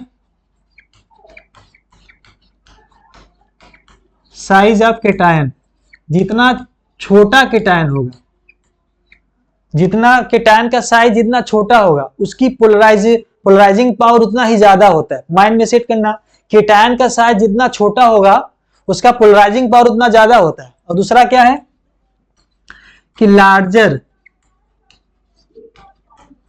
larger size of anion, anion का साइज जितना बड़ा होगा उसका पोलराइजेबिलिटी उतना ज्यादा होता है। और यही होता है फजान रूल कि केटायन की पोलराइजिंग पावर जितना ज्यादा, एनायन की पोलराइजेबिलिटी जितना ज्यादा, उतना ही ज्यादा covalent character in ionic compound. ठीक है, तो यही बातों पे डिपेंड करता है। और ये दोनों के लिए है कि मैक्सिमम, दोनों के ऊपर maximum charge on cation and anion, दोनों के ऊपर जितना ज्यादा चार्ज होगा उसमें कोवेलेंट कैरेक्टर उतना ज्यादा। 3 बातों पे डिपेंड करता है, केटायन के साइज पे, केटायन का साइज छोटा रहेगा, एनायन के साइज पे, एनायन का साइज जितना बड़ा रहेगा, और मैक्सिमम चार्ज चाहे केटायन हो चाहे एनायन हो, अगर ये कंप्लीट होते हैं फॉर्मेशन तो आपका उतना ही कोवेलेंट कैरेक्टर आयनिक कंपाउंड में होगा। अब आपको पता है कि आयनिक कंपाउंड कैसे बनते हैं? आयनिक में क्या होता है, मेटल और नॉन मेटल के बीच में जो बॉन्ड बनते हैं उसे हम लोग आयनिक कंपाउंड बोलते हैं, आयनिक बॉन्ड बोलते हैं। या in other word we can say that कि एक इलेक्ट्रोपॉजिटिव नेचर का हो, एक इलेक्ट्रोनेगेटिव एटम का हो, तो उनके बीच में जो बॉन्ड बनने वाला होता है वो आयनिक बॉन्ड बनने वाला होता है। तो अब अगर मैं बात करूं एसर्शन की, ये कंसेप्ट था फजान रूल कैसे बताएंगे। ठीक है, तो ये जो Li होता है इसका साइज इतना छोटा होता है ड्यू टू स्मॉलर साइज, और क्लोरीन का साइज इतना बड़ा होता है कि इसके पास कोवलेंट कैरेक्टर आ जाते हैं। Li का साइज बहुत छोटा होता है और Cl का बहुत बड़ा हो जाता है।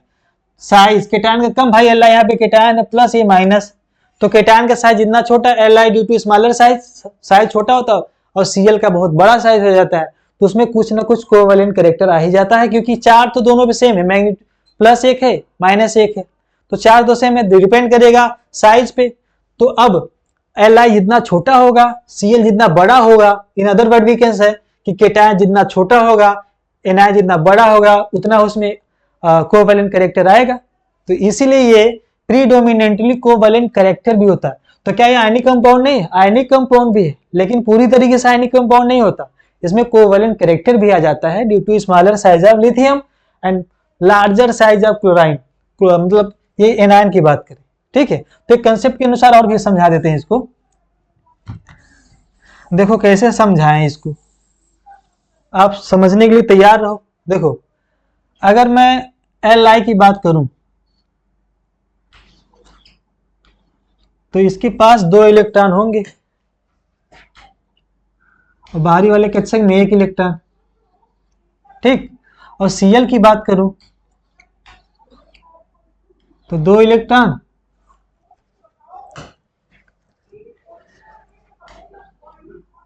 फिर 8 इलेक्ट्रॉन।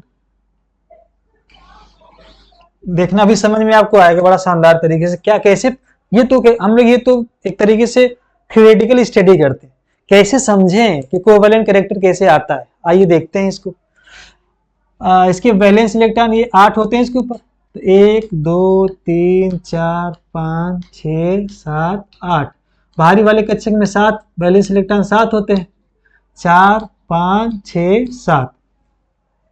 लिथियम के आउटर मोस्ट शेल में 1 इलेक्ट्रॉन और क्लोरीन के आउटर मोस्ट शेल में 7 इलेक्ट्रॉन। अब यहाँ पे LiCl बना, यानी कि Cl पहले पॉजिटिव हुआ हो गया तो इलेक्ट्रॉन दिया होगा, तो अभी बन गया Li, और ये इसके पास बाहरी वाला कक्षक ही लिख रहा हूं, अंदर वाला नहीं बना रहा हूं। तो अब 1 इलेक्ट्रॉन दिया, इसके ऊपर प्लस चार्ज मान लीजिए आया, इसके ऊपर एक माइनस चार्ज आया, मान लीजिए LiCl की बात कर रहा हूं, Li और Cl की बात अब कर रहा हूं। वो न्यूट्रल थे तब के लिए बताया, इलेक्ट्रॉनिक कॉन्फ़िगरेशन स्ट्रक्चरली कैसे दिखाते हैं। अब प्लस आ गया माइनस आ गया, जैसे ही प्लस आया होगा तो ये इलेक्ट्रॉन दे दिया, इसको दे दिया, ड्यू टू इलेक्ट्रोनेगेटिव दे दिया, ये उधर चला गया, शिफ्ट हो गया। अब इसके प्लस चार्ज, तो अब इसके पास इलेक्ट्रॉन कितना बचा? 2 ही। अब इसके पास 7 इलेक्ट्रॉन थे, 3 4 5, अब ये 8 हो गए। माइनस चार्ज का मतलब 1 इलेक्ट्रॉन वैलेंस इलेक्ट्रॉन में बढ़ा, अब ये एक वैलेंस ही गायब हो गया। अब जैसे ही ये वैलेंस गायब हो जाता है वैलेंस इलेक्ट्रॉन, तो इसका सेल ही रिड्यूस हो गया, सेल कम हो गया, तब इसको लगता है इसका इफेक्टिव न्यूक्लियर चार्ज बढ़ जाता है, क्योंकि सेल ही इसका गायब हो गया, तो अब इसकी इफेक्टिव न्यूक्लियर चार्ज बढ़ जाती है, उसी को हम लोग बोलते हैं पोलराइजिंग पावर बढ़ गया। अब ये बहुत ही घबरा गया कि मेरा इलेक्ट्रॉन गया, अभी उसकी ताकत बढ़ गई इलेक्ट्रॉन को छीनने की। अब यहाँ पे क्या, इसी को बोलते हैं पोलराइजिंग पावर। पोलराइजिंग पावर कि इफेक्टिव न्यूक्लियर चार्ज का बढ़ गया, इलेक्ट्रॉन की लेने की टेंडेंसी बढ़ गई। यहाँ पे न्यूट्रल था तो सेल था भाई, था ठीक है, जैसे कि इलेक्ट्रॉन दिया तो इसका सेल ही गायब हो गया, तो अब इसका इफेक्टिव न्यूक्लियर चार्ज बढ़ जाएगी, इलेक्ट्रॉन को अपनी तरफ खींचने की ताकत बढ़ेगी, तो होगा क्या, इसका पोलराइजिंग पावर बढ़ गया। अब इसके पास 7 इलेक्ट्रॉन थे तो कहीं ना कहीं वो स्टेबल था, जैसे ही माइनस चार्ज आ गया, 8 इलेक्ट्रॉन हो गया इसमें, तो इलेक्ट्रॉन के बीच में रिपल्सन शुरू हो गया। अब ये उतना ज्यादा स्टेबल नहीं हो, इलेक्ट्रॉन देना चाह रहा है, ठीक है, उतना ज्यादा स्टेबल, क्योंकि इलेक्ट्रॉन डेंसिटी बढ़ गई, 7 था वैलेंस इलेक्ट्रॉन, नेगेटिव आ गया तो 8 हो गया। अब इलेक्ट्रॉन डेंसिटी ज्यादा बढ़ गया इस पे, तो अब उतना ज्यादा स्टेबल नहीं, अनस्टेबल, तो इलेक्ट्रॉन देना चाह रहा, अब इसकी पोलराइजिंग पावर बढ़ गई लेने की, अब इसकी देने की यानी पोलराइजिबिलिटी बढ़ गई।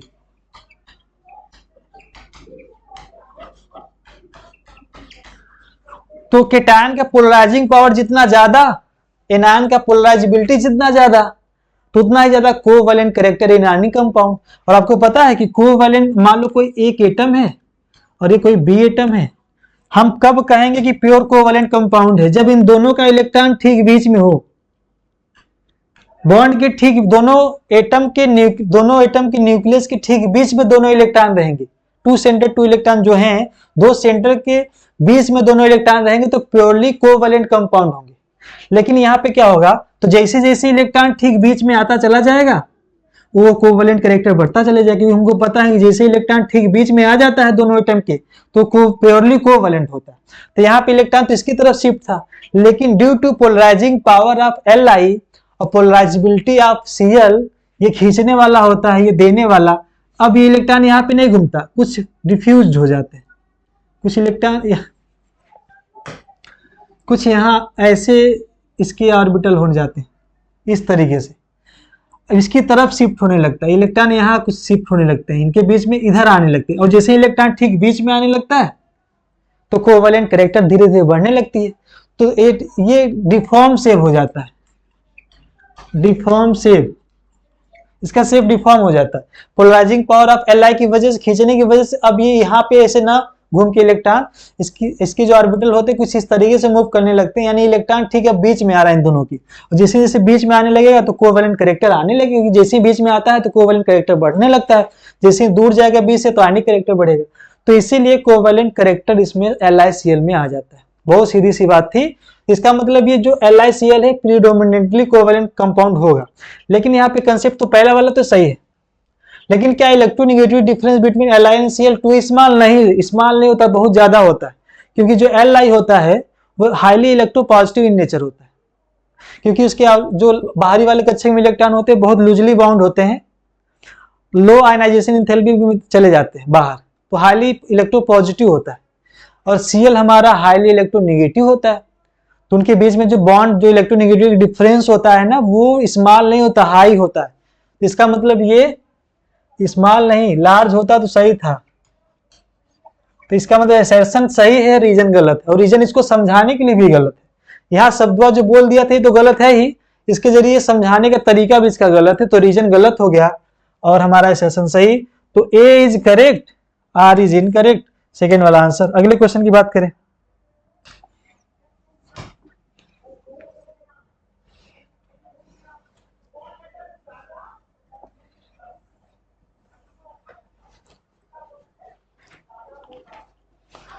देखो यहाँ पे CHCl3 Ag पाउडर के साथ रिएक्शन कर रहा है, तो क्या होता है इसमें हम लोग 2 मोल लेते हैं, क्लोरोफॉर्म 2 मोल लेते हैं,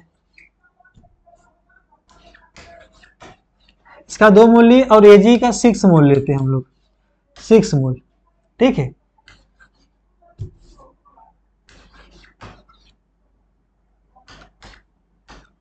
ऐसे बना लिए, या इसको बनाए भी ना तो भी कोई दिक्कत नहीं है, जैसे कि मैं ऐसे कर लूँ CHCl ये बना लिया, Ag का हम लोग 6 मोल ले लिए, ये ले लिए, और CHCl ये ले लिया। अब क्या होगा, जैसे Ag पाउडर के रिएक्शन करवाते हैं तो ये सभी बाहर निकल जाते हैं, ये बाहर निकल गया, ठीक है। तो बाहर निकलेगा, मान लीजिए बाहर निकल दिया तो -6 AgCl बाहर निकल गया, बचा क्या, जो बचा उसके बीच में बॉन्ड बना दो तो HC ट्रिपल बॉन्ड बन जाता है, यानी अल्काइन मिल जाएगा हमको, तो ए वाला जो होगा वो अल्काइन हो जाएगा, ठीक है। ये कंसेप्ट जैसे ही Ag पाउडर करेंगे तो ये 6 AgCl बाहर अल्काइन बन गया। अगला देखें, जैसे ही अल्काइन बना, अल्काइन बन गया ये, अब उसका रिएक्शन इसके साथ करवा रहे हैं, तो ये जो रिएजेंट यहाँ यूज करेंगे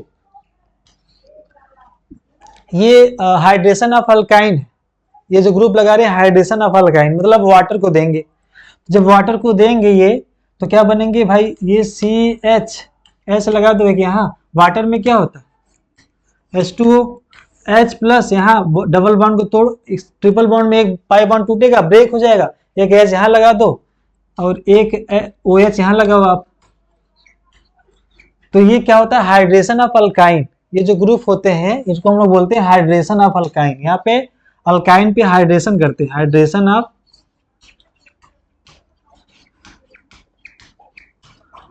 अल्काइन, मतलब अल्काइन के ऊपर पानी ऐड कर दो, और सिमेट्रिकल है तो कहीं भी H जाएगा OH कहीं चला जाएगा, अलग अलग होता तो मार्कोनिकास के वर्डिंग जाता, तो यहाँ पे चला गया। लेकिन अब इसको बोलते हैं क्या हम लोग, एथीनॉल,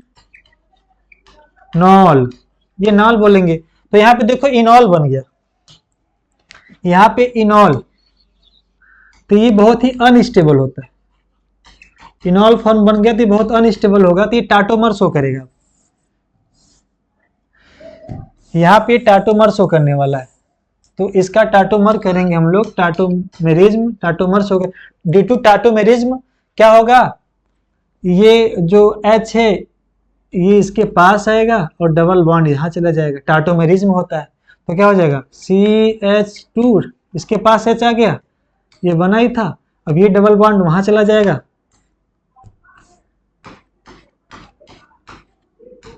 तो ये बन गया, यानी कि हमारा एसिटाल्डिहाइड बन गया, ये बन गया ड्यू टू टाटोमेरिज्म। जब भी कभी अगर ऐसा कंसेप्ट आपको दे, X पे H हो, Y और डबल बॉन्ड Z हो, तो अगर ये यहाँ आएगा तो H यहाँ आ जाता है, इसे बोलते हैं कीटो फॉर्म। ठीक है, तो ये इनॉल फॉर्म बना, जैसे हम इस पे अल्काइन पे हाइड्रेशन किए, इनॉल फॉर्म बन गया, वो अनस्टेबल है, तुरंत टाटोमेरिज्म शो करके एसिटाल्डिहाइड बन जाता है। अब यानी कि हमारा ये कंपाउंड बन गया एसिटाल्डिहाइड। ठीक है, यानी कि CH3COH, यानी कि हमारा ये जो B वाला प्रोडक्ट बना है एसिटाल्डिहाइड बन गया ये।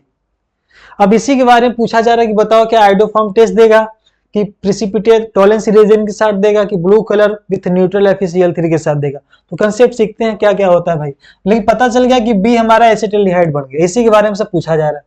तो पहली बात क्या किए, Ag के साथ किए तो हमारा अल्काइन का फॉर्मेशन हुआ, 2 मोल क्लोरोफॉर्म लिए, 6 मोल Ag लिए, उनका रिएक्शन करवाया तो अल्काइन बन गया, ये हमारा बन गया अल्काइन। उसका ये जो रिएजेंट होते हैं ये हाइड्रेशन करते हैं अल्काइन के ऊपर, तो हमारा उसके अकॉर्डिंग इथेनॉल बना, इनॉल फॉर्म बना, अनस्टेबल था, फिर टाटोमेरिज्म शो करके एसिटाल्डिहाइड बन गया, बी वाला हमारा बन गया एसिटाल्डिहाइड। अब इसके बारे में पूछा जा रहा है तो देख लेते हैं।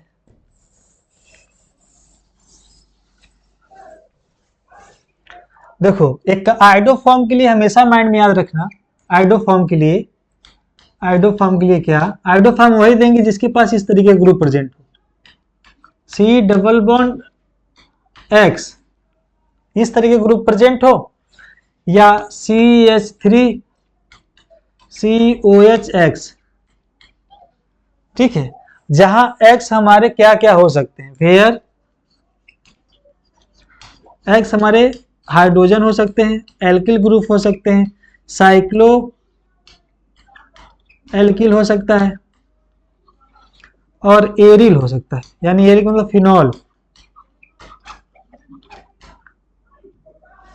आप ये भी बोल दो एरिल ही, कोई दिक्कत नहीं, एरिल हो सकता है।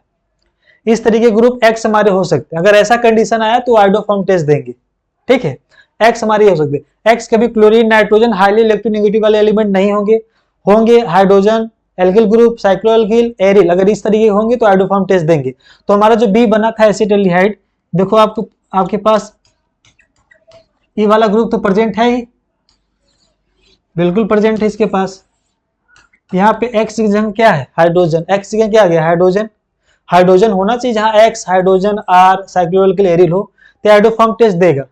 ये आइडोफॉर्म यानी जो B बना हमारा एसिटाल्डिहाइड वो आइडोफॉर्म टेस्ट देगा, क्योंकि आइडोफॉर्म टेस्ट के लिए ये ग्रुप का होना प्रेजेंट जरूरी है, तो बिल्कुल उसके पास ग्रुप है, और X यहाँ पे हाइड्रोजन एल्किल साइक्लोएल्किल एरिल होना चाहिए, तो हाइड्रोजन तो है यहाँ पे, तो ये देगा, आइडोफॉर्म टेस्ट देगा, ये तो देगा। पूछा जा रहा है कि कौन सा नहीं देगा। ठीक है, व्हाइट प्रिसिपिटेट, व्हाइट प्रिसिपिटेट के लिए देख लेते हैं।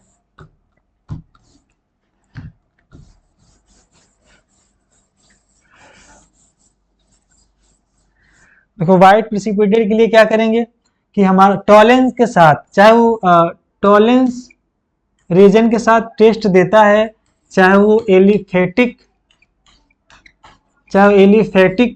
एल्डिहाइड हो, चाहे एरोमेटिक, दोनों देते हैं भाई, याद कर लेना आप। टॉलेंस के साथ वो टेस्ट देते हैं, चाहे एलिफेटिक एल्डिहाइड हो चाहे एरोमेटिक एल्डिहाइड, दोनों देते हैं। ठीक है, दोनों देंगे। तो ये भी दे दिया। Blue colour with neutral FeCl3 ये नहीं देते, क्योंकि ये टेस्ट होता है test for phenolic functional group, ये जो टेस्ट होता है न्यूट्रल FeCl3, ये test for phenolic functional group के लिए होता है, जिसमें फिनॉल प्रेजेंट हो, वहां पे टेस्ट होता है। तो आइडोफॉर्म टेस्ट जो हमारा एसिटाल्डिहाइड बना था वो देगा, टॉलेंस के साथ चाहे एलिफेटिक हो चाहे एरोमेटिक हो दोनों देगा, यानी देगा। लेकिन blue colour with neutral FeCl3 यही नहीं देता है, क्योंकि ये टेस्ट होता है फिनोलिक फंक्शनल ग्रुप की वजह से। जहां फिनॉल होते हैं वहीं पे इस तरीके का हमको टेस्ट मिलता है, ये न्यूट्रल FeCl3 के साथ देता है। और पूछा जा रहा है आपसे कि कौन नहीं देगा, तो थर्ड वाला हमारा नहीं देगा, राइट आंसर हो गया। ठीक है, अगले क्वेश्चन की बात करें।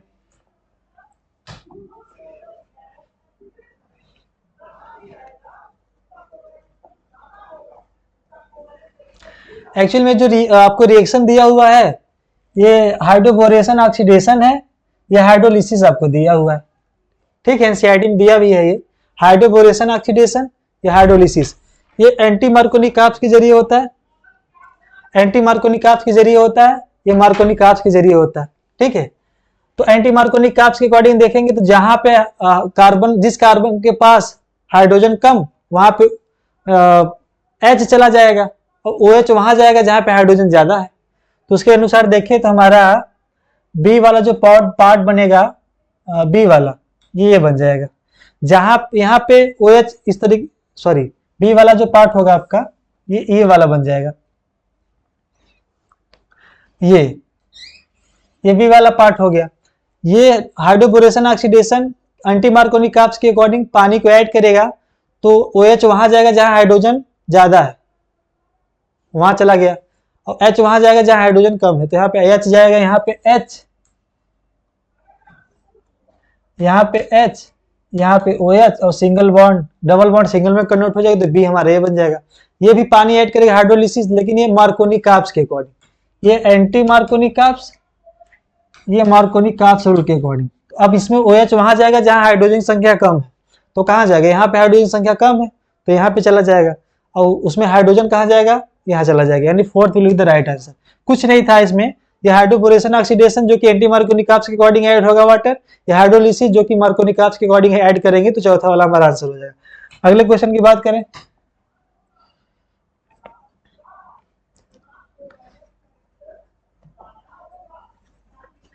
अब ये आपको स्टेटमेंट वाले क्वेश्चन दिए गए हैं, कह रहा है कि फिजियोजैप्सन में एडजॉर्प्शन इंक्रीज करेंगे तो टेम्परेचर बढ़ता है टेम्परेचर बढ़ाने के साथ। तो आप क्या कर लो, ग्राफ बना के लो, एक्सटेंट ऑफ एडजॉर्प्शन और टेम्परेचर के बीच में ग्राफ ड्रॉ करेंगे तो फिजियोजैप्सन कुछ इस तरीके से आता है। एक्सटेंट, इसको बोलते हैं एक्सटेंट ऑफ एडजॉर्प्शन। तो जैसे जैसे टेम्परेचर बढ़ा रहे हैं तो एक्सटेंट ऑफ एडजॉर्प्शन की वैल्यू घट रही है एट कांस्टेंट। फिजियोजैप्सन होता क्या है कि जब हम ग्राफ ड्रॉ करते हैं एक्सटेंट ऑफ एडजॉर्प्शन और टेम्परेचर के बीच में एट कांस्टेंट प्रेशर पे, तो हमारा फिजियोजैप्सन ग्राफ कुछ इस तरीके से आता है। और जैसे जैसे टेम्परेचर बढ़ेगा एक्सटेंट ऑफ एडजॉर्प्शन की वैल्यू घटती है, ना कि बढ़ती है। तो पहला वाला आंसर हमारा गलत हो जाएगा। करा टेम्परेचर बढ़ाने पे एडजॉर्प्शन बढ़ता है, गलत है। जैसे जैसे टेम्परेचर बढ़ाओगे तो एक्सटेंट ऑफ एडजॉर्प्शन की वैल्यू घटती है, बढ़ती नहीं। और दूसरा क्या कह रहा है कि क्या फिजियोजैप्सन एक्सोथर्मिक, एक्चुअल में होता है क्या, जो एडजॉर्प्शन होती है ना, एब्जॉर्प्शन के दौरान एनर्जी बाहर निकलती है। एनर्जी बाहर निकलेगी तो उसकी डेल्टा एच की वैल्यू क्या होती है, डेल्टा एच की वैल्यू निगेटिव होती है, और ये एक्सोथर्मिक होते हैं एडजॉर्प्शन। भाई डेल्टा एच की वैल्यू निगेटिव तो एक्सोथर्मिक प्रोसेस। तो हमारे जो एडजॉर्प्शन होते हैं उसके अनुसार हीट बाहर निकलती है, यानी एनर्जी बाहर निकलती है, तो डेल्टा एच की वैल्यू नेगेटिव एक्सोथर्मिक। और फिजियोजैप्सन एक प्रकार का हमारा एडजॉर्प्शन ही है, एक प्रकार उसी का टाइप है एडजॉर्प्शन का, फिजियोजैप्सन उसी का एक टाइप होता है। तो जब एडजॉर्प्शन ही हमारा एक्सोथर्मिक रिएक्शन होता है, क्योंकि एडजॉर्प्शन के दौरान एनर्जी बाहर निकलती है, रिलीज होती है, डेल्टा एच की वैल्यू निगेटिव होती है, तो एक्सोथर्मिक प्रोसेस होगा। तो फिजियोजैप्सन भी एक प्रकार का हमारा एडजॉर्प्शन का टाइप होता है, तो वह भी हमारा एक्सोथर्मिक नेचर का होगा।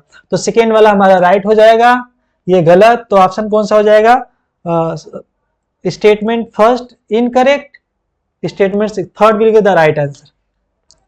ठीक है, तो अगले क्वेश्चन की बात करें। So thank you so much. आप लोग स्वस्थ रहो, अच्छे रहो। जितने आपको कंसेप्ट यहाँ पे बताए जाएं उसको लिखा जरूर करिए। लिखने से आपको तरह तरह के कंसेप्ट आपको मिलेंगे, और ताकि आने वाले पेपर में जो भी कंसेप्ट या जो भी क्वेश्चन इससे रिलेटेड हो आप करिए जरूर। ठीक है, so thank you so much. ठीक है। हेलो बच्चों, न्यू लाइट के यूट्यूब चैनल पर आप सभी का स्वागत है। प्यारे बच्चों, मैं विक्रम चक्रवर्ती आज आपके समक्ष लेकर के हाजिर हुआ all India full syllabus test 7 3 नवंबर 2022 को जो हमारे इंस्टीट्यूट की तरफ से ऑनलाइन ऑफलाइन मोड दोनों में कंडक्ट हुआ था। आज उसके वो 10 सवाल हम देखने वाले हैं जो आप लोग के कुछ सिली मिस्टेक से गलत हुए, कुछ कंसेप्चुअल हैं, और आज के सवालों में मैं बहुत कुछ आप लोग को सिखाने वाला हूँ। तो बिल्कुल तैयार रहिए कि आज मैं क्या सिखाने वाला हूँ, और बहुत ही बारीकी वाले क्वेश्चन जो आपको सीखने का है। ठीक है, तो हम लोग एक करके सभी सवालों को देखते हैं। पहला सवाल आपके सामने ये रहा कि इन एंजियोस्पर्मिक एंथर, ठीक, पहला सवाल आपके सामने इन एंजियोस्पर्म एंथर इज। अब देखिए आपकी बुक में जो लाइन लिखी है कि टिपिकल, ठीक, आपकी बुक में लिखा ना टिपिकल एंजियोस्पर्मिक एंथर, तो कभी आपने इसका मतलब नहीं सोचा कि ये क्या है। ठीक है, तो जो टिपिकल एंजियोस्पर्मिक एंथर लिखा हुआ है उसका मतलब होता है मेजॉरिटी। मतलब क्या है कि मेजॉरिटी ऑफ एंजियोस्पर्म जो होगा वो बाइलोब्ड होगा, ठीक, बाइलोब्ड होगा और डाइथिकस होगा। ये है कहानी, मैं क्या बता रहा हूं, बाइलोब्ड होगा, डाइथिकस होगा। ये टिपिकल एंजियोस्पर्मिक एंथर है, लेकिन मालवेसी फैमिली के लिए एक फॉर्मूला है एमक्यू, दैट इज मालवेसी, ठीक, मोनोथिकस, मोनोथिकस, मोनोलोब्ड, ठीक है, मोनोलोब्ड, ठीक, ये फॉर्मूला है एम क्यूब। मालवेसी में मोनोथिकस, मोनोलोब्ड, और इसी को बोलते हैं मोनोएडल्फस। मोनोएडल्फस मतलब एक गुच्छे में एंथर होगा, एक लोब वाला होगा, उसके अंदर एक थीका होगी। तो इसका मतलब कि एंजियोस्पर्म में जो एंथर है वो मोनोलोब्ड बाइलोब्ड दोनों है, तो आपका आंसर ये दोनों जाएगा। मैं क्या बता रहा हूं, typical angiospermic anther majority of angiosperm में बाइलोब्ड होता है, डाइथिकस होता है, लेकिन एंजियोस्पर्म में मोनोडल्फस, मोनोलोब्ड, मोनोथिकस ये कंडीशन होती है, और इसके लिए फॉर्मूला आपका था एम क्यूब। ठीक, तो ये रहा आपका आंसर विल 4। तो और चूंकि ये मोनोलोब्ड वाली जो कंडीशन है ये आपकी पीवाईक्यू है, आपके पीवाईक्यू में क्वेश्चन दिया हुआ है, तो वहां से मैंने इसको उठाया है और इसको क्वेश्चन में लगाया है। ठीक, अब हम लोग चलते हैं नेक्स्ट क्वेश्चन की तरफ। अगला क्वेश्चन,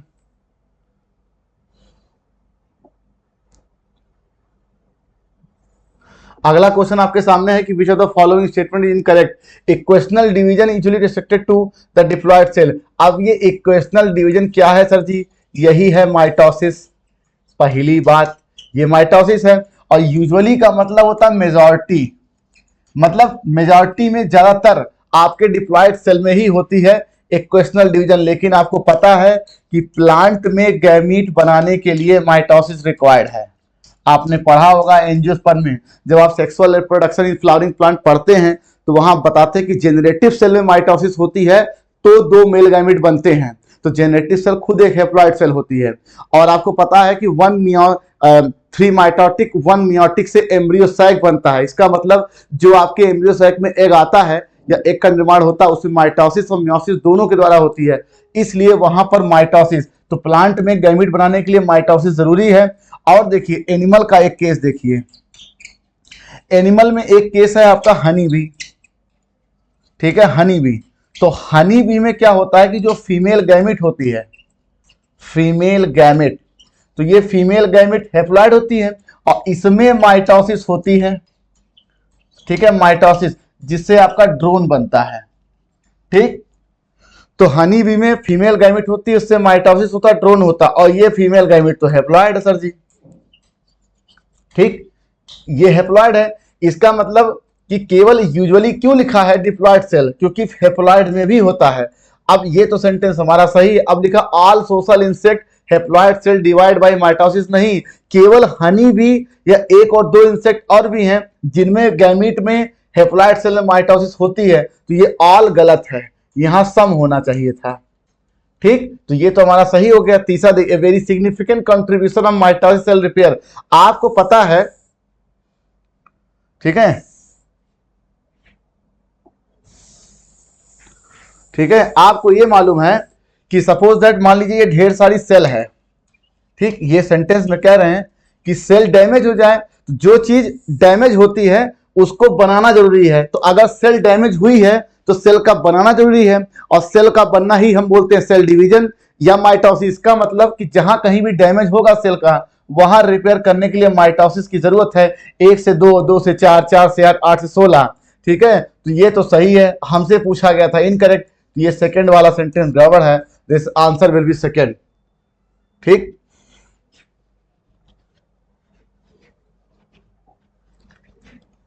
नेक्स्ट क्वेश्चन। अब देखिए,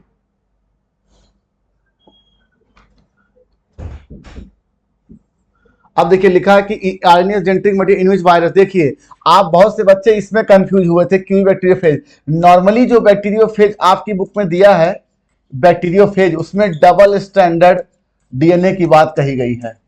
ठीक है, लेकिन ये क्यू बैक्टीरियोफेज वो टाइप है जिसमें आरएनए जो है वो जेनेटिक मटेरियल की तरह है। ठीक है, तो ये आपकी बुक में मॉलिक्यूलर में दिया हुआ है। और टीएमबी और एचआईवी तो हम पहले से जानते हैं कि सर ये आरएनए वायरस होते हैं, और पोलियो वायरस भी जो है वो भी आरएनए वाला वायरस है। और कोरोना वायरस जो इस समय चल रहा है वो भी आपका आरएनए जेनेटिक मटेरियल का है। तो ये चारों के चारों आरएनए जेनेटिक मटेरियल के हैं, तो आंसर विल बी फर्स्ट।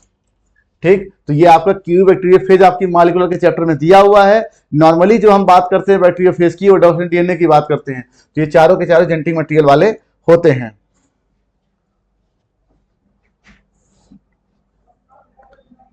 अगला क्वेश्चन, अब देखिए इस क्वेश्चन को ध्यान से, an ability to resist force this property of water. देखिए, आप फिजिक्स में पढ़ते हैं कि ये एक कोई लीनियर वायर है, आपने एक फोर्स लगा के इसको इधर खींचा, एक फोर्स लगा के इधर खींचा, फिर थोड़ी सी लंबाई में बढ़ गई।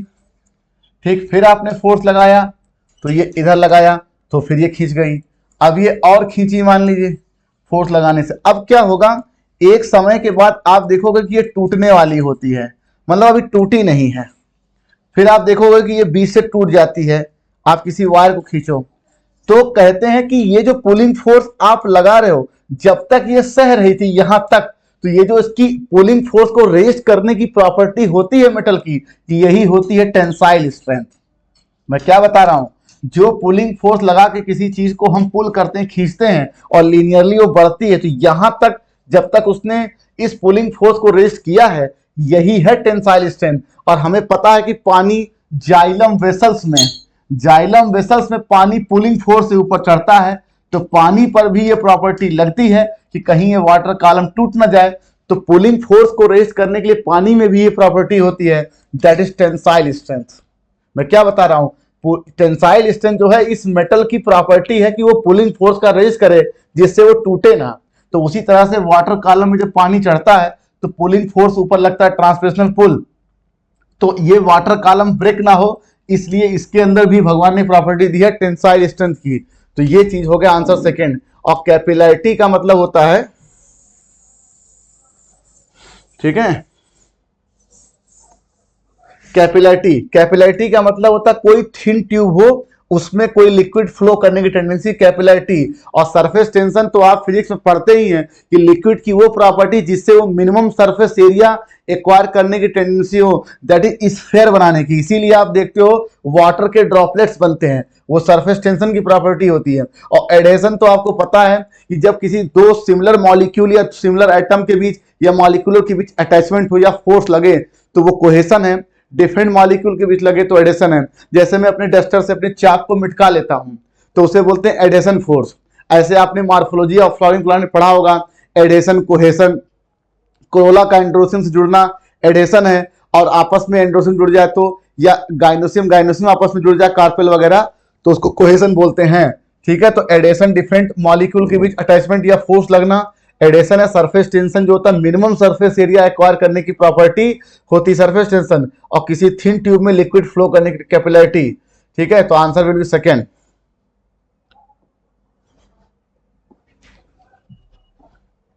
नेक्स्ट क्वेश्चन, अब देखिए अगला क्वेश्चन आपके सामने लिखा, which one of the following bone are maximum number. आप ध्यान से देखिए, ट्रू रिफ्स, ये होती है 7 पेयर। बच्चों का सवाल इसलिए गलत हुआ, बच्चों को 7 तो याद था, लेकिन 7 पेयर का मतलब होता 14।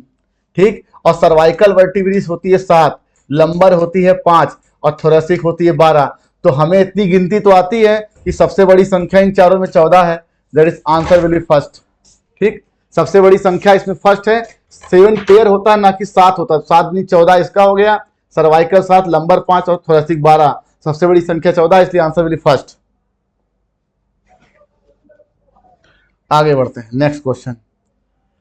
अब यहां पर आपने जब ब्रेन के बारे में पढ़ा होगा तो सबसे पहले आपने देखा होगा 4 ब्रेन, ठीक है, 4 ब्रेन, उसके बाद आपने देखा होगा मिड ब्रेन, फिर हाइंड ब्रेन, यही 3 मेन पार्ट थे ब्रेन के, ठीक, ब्रेन के यही 3 पार्ट थे और इनमें कुछ पार्टिकुलर पार्ट अलग से थे, दैट इज सेरेब्रल हेमिस्फीयर, ठीक है, सेरेब्रल हेमिस्फीयर, हाइपोथैलेमस, थैलेमस, ठीक है, और एसोसिएशन एरिया, लिम्बिक लोब, ठीक है, तो इतने सारे पार्ट 4 ब्रेन में थे।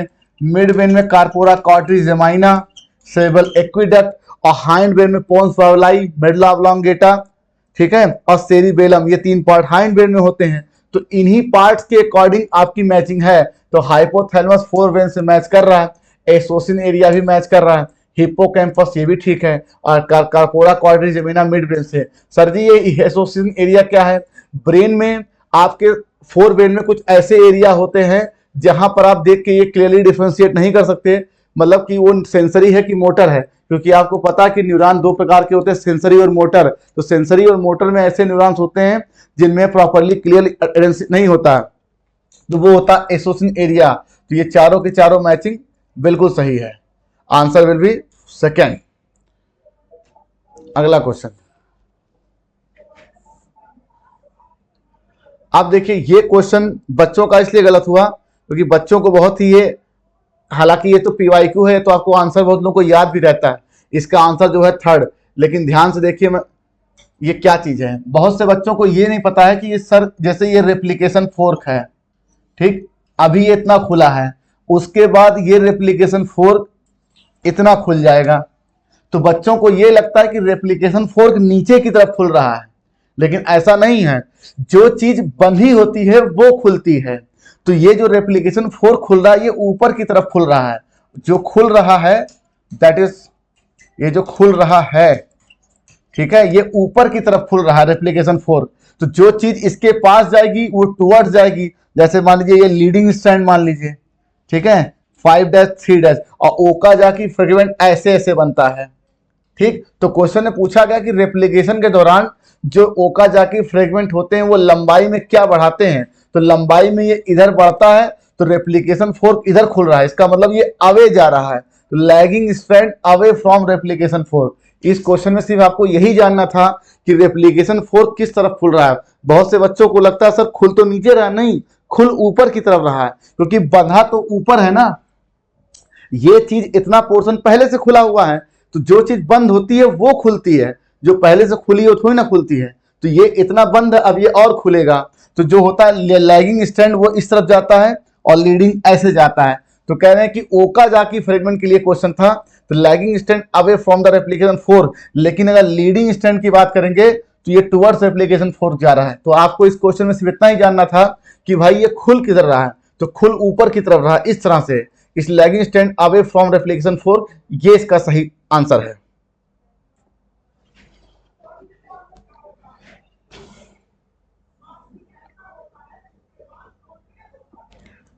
नेक्स्ट क्वेश्चन लिखा बंडल सी। देखिए आपको पता C4 प्लांट में 2 प्रकार के आपकी टिश्यू और सेल थे, एक मीजोफिल था, एक बंडल सीथ सेल था, बंडल सीथ, ठीक। अब इनकी अपनी कुछ पार्टिकुलर कैरेक्टरिस्टिक्स थी। मीजोफिल में जो क्लोरोप्लास्ट था वो ज्यादा बड़ा नहीं था, पहली बात, लेकिन इसमें ग्रेना प्रेजेंट था, ग्रेना था, और इसमें ग्रेना एब्सेंट होता है, ठीक है, ग्रेना एब्सेंट, इसमें ग्रेना एब्सेंट होता है, इसके क्लोरोप्लास्ट जो होते हैं बड़े होते हैं, लार्ज होते हैं। तो हमारा ऑप्शन तो यही मिलेगा कि लार्ज होता है और ए ग्रेनल होता है, आंसर फर्स्ट। अब इससे क्या होता है सर, ग्रेना में लाइट रिएक्शन होती है, इसका मतलब कि बंडल सीथ के क्लोरोप्लास्ट में लाइट रिएक्शन नहीं हो सकती, लेकिन मीजोफिल में लाइट और डार्क रिएक्शन दोनों हो सकती है। इसका मतलब इसका क्लोरोप्लास्ट इंफीरियर है, इसका क्लोरोप्लास्ट सुपीरियर है। आपसे क्वेश्चन पूछा जाएगा कि मीजोफिल से सेल का जो क्लोरोप्लास्ट है वो क्यों सुपीरियर है, क्योंकि उसमें ग्रेना है और उसमें लाइट रिएक्शन हो सकता है, यहाँ पे लाइट रिएक्शन नहीं हो सकता है, तो आंसर विल बी फर्स्ट। ये आगे भविष्य में क्वेश्चन मिलेगा कि किसका क्लोरोप्लास्ट ज्यादा सुपीरियर है, तो मीजोफिल का है।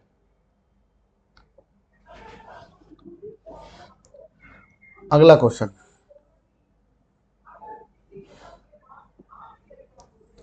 अब देखिए यहां लिखा कि what is the similar between genital warts and herpes. जब इस तरह क्वेश्चन आता है व्हाट इज सिमिलर, तो जो दो चीजों के बीच क्वेश्चन पूछा जाता है उन दोनों में वो ऑप्शंस के दिए गए कैरेक्टर्स होने चाहिए।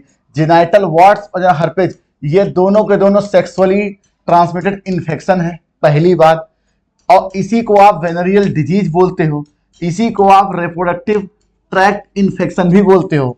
मतलब सेक्सुअली ट्रांसमिटेड इन्फेक्शन भी होता है, वेनेरियल डिजीज भी होता है और आरटीआई भी होता है। अब देखिए जेनिटल वार्ड्स, जो जेनिटल वार्ड्स है ठीक, ये क्यूरेबल होता है, ये आपकी बुक में लिखा हुआ है। और 3 ऐसे एसटीआई थे जो नॉन क्यूरेबल हैं, जेनिटल हर्पेज, हेपेटाइटिस बी और एचआईवी। तो जेनिटल हर्पेज नॉन क्यूरेबल हुआ, इसका मतलब बोथ आर क्यूरेबल डिजीज, ये गड़बड़ है, बोथ आर नॉन, ये भी गड़बड़ है। लेकिन दोनों के दोनों एसटीआई हैं और दोनों के दोनों आरटीआई हैं, दैट इज बी एंड सी। ठीक, अब यहां पे सर बहुत से बच्चों ने कहा सर ये आरटीआई का मतलब तो राइट टू इंफॉर्मेशन हो गया, तो हमने कहा ऐसा नहीं, आपकी एनसीईआरटी बुक में आरटीआई लिखा हुआ है तो आप इसे आरटीआई ही मानेंगे, रिप्रोडक्टिव ट्रैक्ट इन्फेक्शन मानेंगे। ठीक, तो B and C, that is answer will be 4th। Next question, अब देखिए यहां पे लिखा है कि how many matching are correct. मैंने पहले भी कह रखा कि जब भी हाउ मेनी मैचिंग आए सबसे पहले करेक्ट को ऐसे अंडरलाइन करिए तो दिमाग में आपके सेट होगा कि भाई हमें तो करेक्ट ढूंढना है। फिर हाउ मेनी का मतलब कि अमाउंट को यहां ढूंढना है। ठीक, आपसे पूछा गया गटेशन। अब ये गटेशन क्या है sir? Early in the morning root pressure के कारण जो होता है, कुछ पोर्स होते हैं जिन्हें हम हाइड्रोथोर्स कहते हैं, उससे जो होते हैं कुछ पानी के वाटर ड्रॉपलेट निकलते हैं। तो जो जिस पोर से निकलता है पानी लीफ में, गटेशन, तो गटेशन जो होता है ड्यू टू रूट प्रेशर होता है, पहली बात, guttation due to root pressure, एक बात। और जिस पोर से वाटर लॉस होता है उसे हम हाइड्रोथोर्स बोलते हैं। ठीक है, तो guttation due to root pressure होता है, जिस पोर से पानी निकलता है हाइड्रोथोर्स होता है, और ये इम्प्योर पानी होता है, इम्प्योर वाटर। लेकिन ट्रांसपिरेशन में जो होता है वो प्योर पानी निकलता है, ये बात याद रखिएगा। ठीक, तो guttation due to root pressure और ये हाइड्रोथोर्स की वजह से के पोर से निकलता है। एक पोर है, जैसे आप ट्रांसपिरेशन के लिए स्टोमेटा होता है उसी तरीके से हाइड्रोथोर्स से निकलता है, और ये इम्प्योर। इसका मतलब गटेशन की मैचिंग रूट प्रेशर से हो सकती है, गटेशन की मैचिंग हाइड्रोथोर्स से भी हो सकती है। अब cohesion tension transpiration pull model जो है, ये मॉडल जो दिया गया था ये एसेंट ऑफ सैप के लिए दिया गया था, that is upward movement, upward movement of water के लिए दिया गया था, अपवर्ड मूवमेंट ऑफ वाटर के लिए ये मॉडल दिया गया था। ठीक, तो इसका फास्फोर कोई मतलब नहीं, क्यों? फास्फोराइलेशन का मतलब होता है एटीपी का निर्माण, एटीपी का निर्माण होता है, और इसके लिए दिया गया था केमी ऑस्मोटिक हाइपोथेसिस। ठीक है, केमी ऑस्मोटिक हाइपोथेसिस दिया गया था फास्फोराइलेशन के लिए, जिसे देने वाले वैज्ञानिक का नाम था पीटर मिक्केली।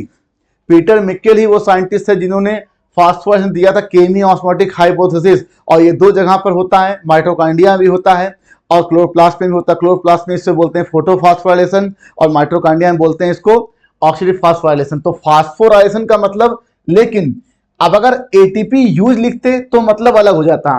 किसी भी बहुत सी ऐसी प्रोसेस होती हैं जहां पर एटीपी का यूज होता है, लेकिन एटीपी का निर्माण होने के लिए जो प्रोसेस है वो आपका केमी ऑस्मोटिक हाइपोथेसिस है। ठीक है, अब देखिए कोबाल्ट क्लोराइड पेपर, ये आपकी बुक में दिया हुआ है और ये देखिए कैसे काम करता है। जैसे आपकी एक पत्ती है, ये एक पत्ती है, तो आपका, और इसमें स्टोमेटा होते हैं, तो बहुत सी ऐसी पत्तियां होती डाइकॉट मोनोकॉट की अलग अलग, जिनमें लोअर सरफेस पे पत्तियां मान लो स्टोमेटा नहीं होता है, ठीक है, या अपर पे नहीं होता है। तो आपको पता सीजियम क्लोराइड जो होता है ये ब्लू कलर का होता है, ब्लू कलर, ड्राई कंडीशन में, सूखे कंडीशन में। और जैसे ही वाटर से ये वाटर के कांटेक्ट में आएगा ये पिंक हो जाएगा। इसका मतलब कहीं पर भी वाटर वेपर इसके कांटेक्ट में आया तो ये पिंक हो जाएगा। अब हमें ये पता करना है कि ट्रांसपिरेशन से वाटर वेपर निकल रहा है कि नहीं, तो हम सीजियम क्लोराइड के इस केमिकल को पत्ती पे लगाते हैं और जहां जहां हमें पिंक दिखता है वहां वहां से वो पानी निकल रहा है। इसका मतलब ये बात प्रूफ हो गई कि स्टोमेटा के थ्रू ही वाटर वेपर निकलता है। क्यों? क्योंकि हर जगह नहीं होता पिंक। अब मान लीजिए पत्ती की निचली सरफेस पे केवल पिंक है, इसका मतलब स्टोमेटा केवल इस लीफ में नीचे ही है, ऊपर नहीं है। ठीक है, तो कोबाल्ट क्लोराइड पेपर का इस्तेमाल हम करते हैं ये जानने के लिए कि जो ट्रांसलेशन हो रहा है वो किस सरफेस से हो रहा है और ज्यादा हो रहा है कि कम हो रहा है। ठीक, तो स्टडी ऑफ ट्रांसलेशन से इसकी मैचिंग है।